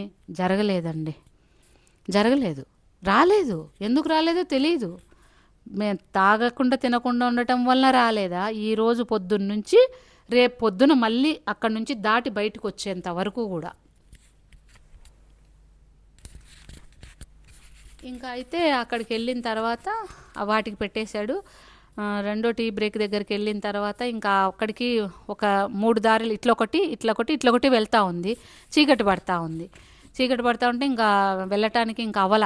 తను వెళ్ళి ఒక 2-3 అక్కడ టెంట్లు వేసుకొని ఉంటే అక్కడ వెహికల్ ఉంటే వాళ్ళు ఏమన్నా వస్తారేమో అని ట్రై చేశాడు, కానీ వాళ్ళు ఎవరు రాకపోతే మళ్ళీ ఇతనికి గైడ్కే ఫోన్ చేస్తే అతను అన్నాడు, లేదు అంబులెన్స్ పంపిస్తే కిందకి తీసుకెళ్తుంది కానీ పైకి రాదు, అట్లా ఏం చేయలేను, కావాలంటే పోర్టర్ను పంపిమంటే పంపిస్తాను అని చెప్పని అన్నాడు. అంటే సరేలే అని చెప్పేసి అంటే ఆ పోర్టర్ అబ్బాయిని మళ్ళీ పంపిస్తే మేము ఇంకా అక్కడే ఉన్నాం, ఇంకెటు వెళ్ళాలో తెలియదు కదా, ఇంకెందుకు రానిలే అని చెప్పేసి మెల్లగా అక్కడే ఉంటాం. అబ్బాయి మొత్తం బాకీ మాకు 4 కిలోమీటర్లు ఉంది. అబ్బాయి ఒక 2 కిలోమీటర్లంత దూరం వచ్చింటాడు. 2 కిలోమీటర్ల వరకు మేము మెల్లగా నడుస్తూ వెళ్తున్నాం అనమాట. అక్కడికి వచ్చిన తర్వాత నా బ్యాగు తనది బ్యాగ్ తీసుకొని ఇద్దరికి తీసుకున్నాడు. ఎంత తీసుకున్నాడు దుర్గా అబ్బాయి? 1200 యువాన్స్ తీసుకున్నాడు. మామూలుగా పూర్తి 3 రోజుల పరిక్రమణకు 1800 తీసుకుంటాడు ఒక బ్యాగ్కి. బట్ వాడు 1800 కాదే, 1500 1500. 3 రోజుల పరిక్రమ ఒకరికి 1500 యువాన్స్ తీసుకుంటారనమాట. ఇంక ఇప్పుడు ఏంటంటే మా ఇద్దరికి తీసుకున్నాడు. మరి 2 కిలోమీటర్లకి అంత తీసుకుంటున్నావు ఏంటి నేనంటే, అప్పుడు ఇంకా నా బ్యాగ్ కూడా ఇప్పించుకొని పెట్టుకున్నాడు అనమాట. ఇంకా నేను ఒకరియే తీసుకుంటాను చేస్తున్నారు. ఇంకా సరే ఇంకా పోనీలే, మనకి ఇంకా దారి ఒకటి తెలియదు, చీకటి పడితే మనకు మళ్ళీ దారి కూడా తెలియదు కదా అని చెప్పని. ఒక అదృష్టం ఏంటంటే వర్షం పడినట్టయితే మా పరిస్థితి చాలా అధ్వానంగా ఉండేది. ఒకటి, నేను చీర కట్టుకున్నా. చీర ఎందుకు కట్టుకున్నానంటే మానస సరోవరం దగ్గర కానీ ఇక్కడ కానీ చీరే కట్టుకోమంటాను నేను. కారణం ఏంటంటే వాష్రూమ్లు ఉండవు కదా, మనం ఆరు బయట వెళ్ళాలి. ఆరు బయట యూరినల్స్ పోవాలన్నా కూడా ఎలా వెళ్తాం? డ్రెస్ వేసుకుంటే కష్టం కదా మనకు. అంత ఓపెన్ ఉంటుంది నీకు. ఇక్కడ నుంచి చూస్తే మొత్తం కనబడుతుంటుంది, ఏముండవు, ఒక చెట్లు ఇది ఏం ఉండదు. ఇంకా అట్లాంటప్పుడు ఇబ్బంది అవుతుంది కదా అన్నట్టు చీర అయితే కొంచెం కిందకు పెట్టేసుకొని యూరినల్స్ పోవచ్చు కదా, అందుకోసం కాబట్టి అందుకు చీర వేసుకున్నాను నేను. అయితే ఫస్ట్ బయలుదేరే ముందే షర్పా అడిగాడు, చీర కట్టుకున్నావేంటి అని. నేను చీరే కట్టుకుంటా అన్నా. సరే ఇంకొచ్చాను. వాళ్ళకి ఐడియా ఉంది కదా వర్షం పడుతుంది ఎప్పుడంటే అప్పుడు అని చెప్పి. అప్పుడు కష్టపడతారు అనుకున్నాడు. ఇంకా సరే వీళ్ళ కర్మ, వీళ్ళు పడితే పడినారులే అనుకుని వెళ్ళిపోయారు ఎవరి దారిని వాళ్ళు. ఇంకా వర్షం పడలే. క్లౌడ్స్ అన్నీ నల్ల క్లౌడ్స్ అన్నీ కింద వరకు వచ్చాయి కానీ వర్షం పడలే. తర్వాత వచ్చి పడుకున్న తర్వాత అనిపించింది కదా, వర్షమే గిన పడి ఉన్నట్టయితే ఆ గాలులకు ఆ వర్షం కూడా చల్లగా పడుతుంది. ఐసు వర్షం పడుతుంది కదా, అప్పుడు ఇంకా సగం వరకు తడిచిపోతుంది. పైన సగం మాత్రం మనం కోట్ అదంతా వేసుకున్నాం, షూ వేసుకున్నాము, ఆ సాక్సులు తడిచిపోతాయి, మిగిలిన హాఫ్ తడిచిపోతుంది. అప్పుడు మనం ఎలా నడుస్తాం? అవి ఎండదు, చలి ఒకటి, నడవాలి కంపల్సరిగా. అప్పుడు ఏంటి, ఎట్లా కష్టం అవుతుంది? శివయ్య అది జరగకుండా కాపాడాడు, వర్షం రాకుండా కాపాడాడు. వెళ్ళి పడుకున్న తర్వాత నాకేమో ఇంకా యాంటీబయాటిక్స్ వేశారు, పారాసిటమాల్ వేశారు. నాకు ఆయాసము దరిదాపుగా అలా అనేది నాకు మిడ్ నైట్ దాటే వరకు కూడా నాకు అలాగే అంటూ ఉంది. ఇంక అది ఆగిపోయిన తర్వాత కూడా అది తగ్గలే, ఇంకా అలా వస్తూనే ఉంది కంటిన్యూగా. వాళ్ళు ఇంకా బెడ్ కింద హీటర్స్ పెట్టారు, పైన పెద్ద పెద్దవి ఇంతవి కప్పేసేసుకున్నా, జర్కిన్ వేసేసుకున్నా, చెవులకంతా కప్పుకున్నా. చేతులన్నీ కూడా ఇక్కడ దాకా నాకు స్పర్శ లేదు, ఇంకా స్పర్శ తెలియలేదు. 2 చేతులు స్పర్శ తెలియకపోతే ఇంకా నేను లోపలికి పెట్టేసేసుకొని జర్కిన్ లోపలికి పెట్టుకొని తల కింద పెట్టుకొని శివయ్యకి చెప్పాను అనమాట. శివయ్య, చేతులకు స్పర్శ అయితే తెలియట్లేదు, ఇది ఇంకా ఇట్లా ఎక్కువసేపు బ్లడ్ సర్క్యులేషన్ అవ్వకపోతే ఏదో ఇబ్బంది అవుతుంది అని చెప్తారు. ఇంకా నీ ఇష్టము, నీ పాదాల దగ్గర పడుకున్నాము, నువ్వు ఏం చేసుకుంటావు, ఉంచుతావా తీసేసుకుంటావా అనేది నీ ఇష్టం అంతే. నేనైతే ఇంకా పడుకుంటా, బాగా అలసిపోయాను, నేను నిద్రపోలేదు. నేను ఇప్పుడు 8 రోజులు 7 రోజులు బట్టి ఇంకా ఈరోజు అయితే నేను నిద్రపోతాను నేను అని చెప్పని పెట్టేసుకొని పడుకుంటానే నాకు నిద్ర పట్టేసింది, బాగా నిద్ర పట్టింది, డీప్ స్లీప్లోకి వెళ్ళిపోయా. అప్పుడు నాకేంటంటే టపటపా శబ్దం వస్తూ ఉంది. మధ్యలో తిని అడిగా, ఏంటో శబ్దం వస్తూ ఉందంటే, ఏం శబ్దం రాలేదు, పడుకో అన్నారు. మళ్ళీ తెల్లవారుజామున అయ్యే లోపల మళ్ళీ నాకు శబ్దం అదే వినిపిస్తూ ఉంది. ఇంకా లేచాను, నేను నిద్రపోలే. ఇంకా అట్లే మెలకుతోనే పడుకొని ఉన్నా. ఆ తర్వాత వాళ్ళందరూ బయటికి వెళ్ళి షెర్పా వాళ్ళందరూ కూడా మా దాంట్లో రూమ్లోనే పడుకున్నారు. వర్షం పడుతుంది అన్నారు. అమ్మ వర్షం పడుతుందా అని చెప్పేసి ఇంకా బయటికి రాలా. తెల్లవారిన తర్వాత బయటికి వచ్చినాము. ఇంకా అప్పటికి ఇంకా ముగ్గురిని పర్మిషన్ ఇచ్చాడు, వాళ్ళు వెళ్ళిపోయారు. 2వ రోజు పరిక్రమకు మమ్మల్ని అందరినీ ఇంకా 500 యువాన్లు పెట్టి అంబులెన్స్లో కిందికి తీసుకురావాలి కదా. ఇంకా తీసుకురావడానికి ఇంకా రాండి అని చెప్పేసి ఇంకా కాఫీ ఇచ్చేసి బయలుదేరి తీస్తున్నాడు. కొంచెం క్లౌడ్స్ అన్నీ స్వామిని కప్పుకొని ఉన్నాయి, కొంచెం 9-10 అట్లా అయితే నా క్లౌడ్స్ అన్నీ అయిపోతాయి అనేది నా ఆశ, దర్శనం బాగా అవుతుంది ఒకసారి అని చెప్పి. కానీ వాళ్ళేం వినిపించుకోవట్లేదు. ఇంకా సరే అని చెప్పేసి ఇంకా స్వామిని ఓపెన్ చేసేసి పెట్టేసుకొని, ఒక రాయి పెద్ద గుండు ఉన్నింది ఎదురుగుండా, అక్కడ పెట్టేసి సత్యనారాయణ స్వాముల వారికి కొంచెం నైవేద్యం పెట్టేసి ఇంకా ఒత్తులు వెలిగించి, మిగిలిన బాకీ ఉన్నాయి కదా ఇంకా 365 అక్కడ వెలిగించేసి ఇంకా దండం పెట్టేసుకొని మెల్లగా బయలుదేరి వెహికల్ ఎక్కేసి వచ్చేసామన్నమాట. ఇంకా ఒక రోజులోనే ఇంకా అక్కడ రూమ్లు అన్నీ ఖాళీ చేపిచ్చేశారు కదా మనకు. అందుకోసం ఈయన వెళ్ళి అడిగారనమాట, ఫ్రెష్ అవ్వటానికి రూమ్ కావాలి అని చెప్పేసి. అతను షెర్పాని అడిగితే అతను సరే అని చెప్పేసి ఫ్రెష్ అవ్వటానికే కదా అని ఒక రూమ్ ఇప్పించాడు. వెళ్ళి గబగబా స్నానం చేసేసుకొని వాష్రూమ్ అది వెళ్ళి డ్రెస్ వేసేసుకొని మళ్ళీ అన్ని బందోబస్తు పెట్టేసుకొని బయటకు వస్తే వాళ్ళు తినటానికి ఫుడ్ రెడీ పెట్టారు. తినేసాము. ఇంకా తినేసి మేము కూర్చొని ఉండంగానే ఇంకా వాళ్ళు వచ్చారు. మిగిలిన అదే పరిక్రమణకి వెళ్ళిన వాళ్ళని కూడా తీసుకొచ్చేసారు. ఇంకా కదా తీసుకొచ్చేసారు కదా తీసుకొచ్చేసారు. సాయంత్రం అయ్యేపాటికి రాలే, మనం వెళ్ళేటప్పటికి రాలే, మనల్ని లంచ్ పెట్టించి పంపించారు. ఎక్కించారు, వాళ్ళని తర్వాత పురాంగుకు తీసుకొచ్చారు. పురాంగు తీసుకొచ్చారు. తీసుకొచ్చారు. డార్చెన్ నుంచి పురాంగు తీసుకొచ్చారు. బస్ తీసుకు 2 బస్సులు యాక్చువల్గా తీసుకొచ్చారు. ఇంకా పురాంగు తీసుకొచ్చేసి పురాంగు నుంచి ఇంకా డైరెక్ట్గా ఇంకా చైనాలో అట్లా నేనేమంటానంటే లగేజ్ కొంచెం తక్కువ పెట్టుకోండి. మానసరోవర్ తీర్థం నుంచి మనం తీర్థం తెచ్చుకుంటాం కదా, ఎవరికైనా సరే 15 కిలోలే మొత్తం అంతా కలిపి. 15 కిలోలు లగేజ్ పెట్టుకున్నాం అనుకోండి, మనం నీళ్ళు ఎలా పెట్టుకుంటాం, మనకు వెయిటే కదా ముఖ్యం. ఇంకా అందుకోసం కాబట్టి మేమైతే ఏంటంటే 12 కిలోలే పెట్టుకున్నాం మొత్తం కలిపి. ఇంకా మిగిలిన బాకీ ఏంటంటే వాటర్ బాటిళ్ళు తను ఒక 2 లీటర్ వాటర్ బాటిల్, నేను ఒక 2 లీటర్ వాటర్ బాటిల్ నా దాంట్లో పెట్టుకున్నాం అనమాట. అలాగా అందుకోసం మాకు అది ఈజీనే ఉండింది. అంటే ఓవర్ వెయిట్ అయ్యింది ఏమి లేదు, ఇంకా ఈజీగానే అయిపోయింది. అదొకటి చెప్తాను నేను. రెండోది ఏం చెప్తాను అంటే ఎంత తక్కువ లగేజ్ పెట్టుకుంటే అంత మంచిదని చెప్తాను. మూడోది ఏం చెప్తానంటే వాళ్ళు పెట్టింది ఏది పెడితే అది తినమని చెప్తాను. వేడి నీళ్ళు ఎక్కువ తాగమని చెప్తాను. వీలైనంత వరకు ట్యాబ్లెట్లు ఏవి కూడా వేసుకోకుండా, అంటే ఇంకా భరించరాకుండా ఉన్నప్పుడు వేసుకోవటం ఒక పద్ధతి. భరించేటట్టుగా ఉన్నప్పుడు మ్యాక్సిమం ప్రాణాయామం ఇట్లా చేసేసుకొని కొంచెం ప్రొటెక్ట్ చేసుకోవడమే బెస్ట్. ట్యాబ్లెట్లు ఎక్కువ తీసుకునే కొద్దీ మనం ఎక్కువ సిక్ అయిపోతూ ఉంటామని ఒకటి. ఇంకొక పాయింట్ ఏం చెప్దాం అనుకున్నా, నేను గుర్తు తెచ్చుకుంటున్నా. ఆ పాయింట్ ముఖ్యంగా చెప్దాం అనుకున్నది ఏంటంటే స్టిక్స్, ఆక్సిజన్ సిలిండర్లు కావాల్సి ఉంటాయి మనకు పరిక్రమణ కోసము. కర్రలు తీసుకోవాలి. 1 కర్ర 2 కర్రలు అనేది మన ఇష్టం. 2 తీసుకుంటే కొంచెం సపోర్ట్ ఉంటాయి అని. నాకు చివరికి వచ్చే లోపల 4 కిలోమీటర్లు సెకండ్ టీ బ్రేక్ దగ్గర నుంచి నాకు ఆ కర్రలు మోయటం కూడా కష్టమైపోయింది. ఆ తర్వాత ఈడ్చుకుంటూ వెళ్ళాను నేను. ఇట్లా సపోర్ట్ తీసుకునే బదులు ఇలా ఈడుస్తూ వెళ్ళాను అనమాట. దాన్ని ఇట్లా పెట్టే ఓపిక కూడా ఈ చేతులకు లేదు, ఇంకా అట్లా పెట్టలేకపోయాను ఇంకా. అయితే అందరూ కూడా ఏంటంటే బురాంగ్లో తీసుకోండి అని అంటున్నారు. కానీ బురాంగ్లో కొంచెం రేట్ ఎక్కువ.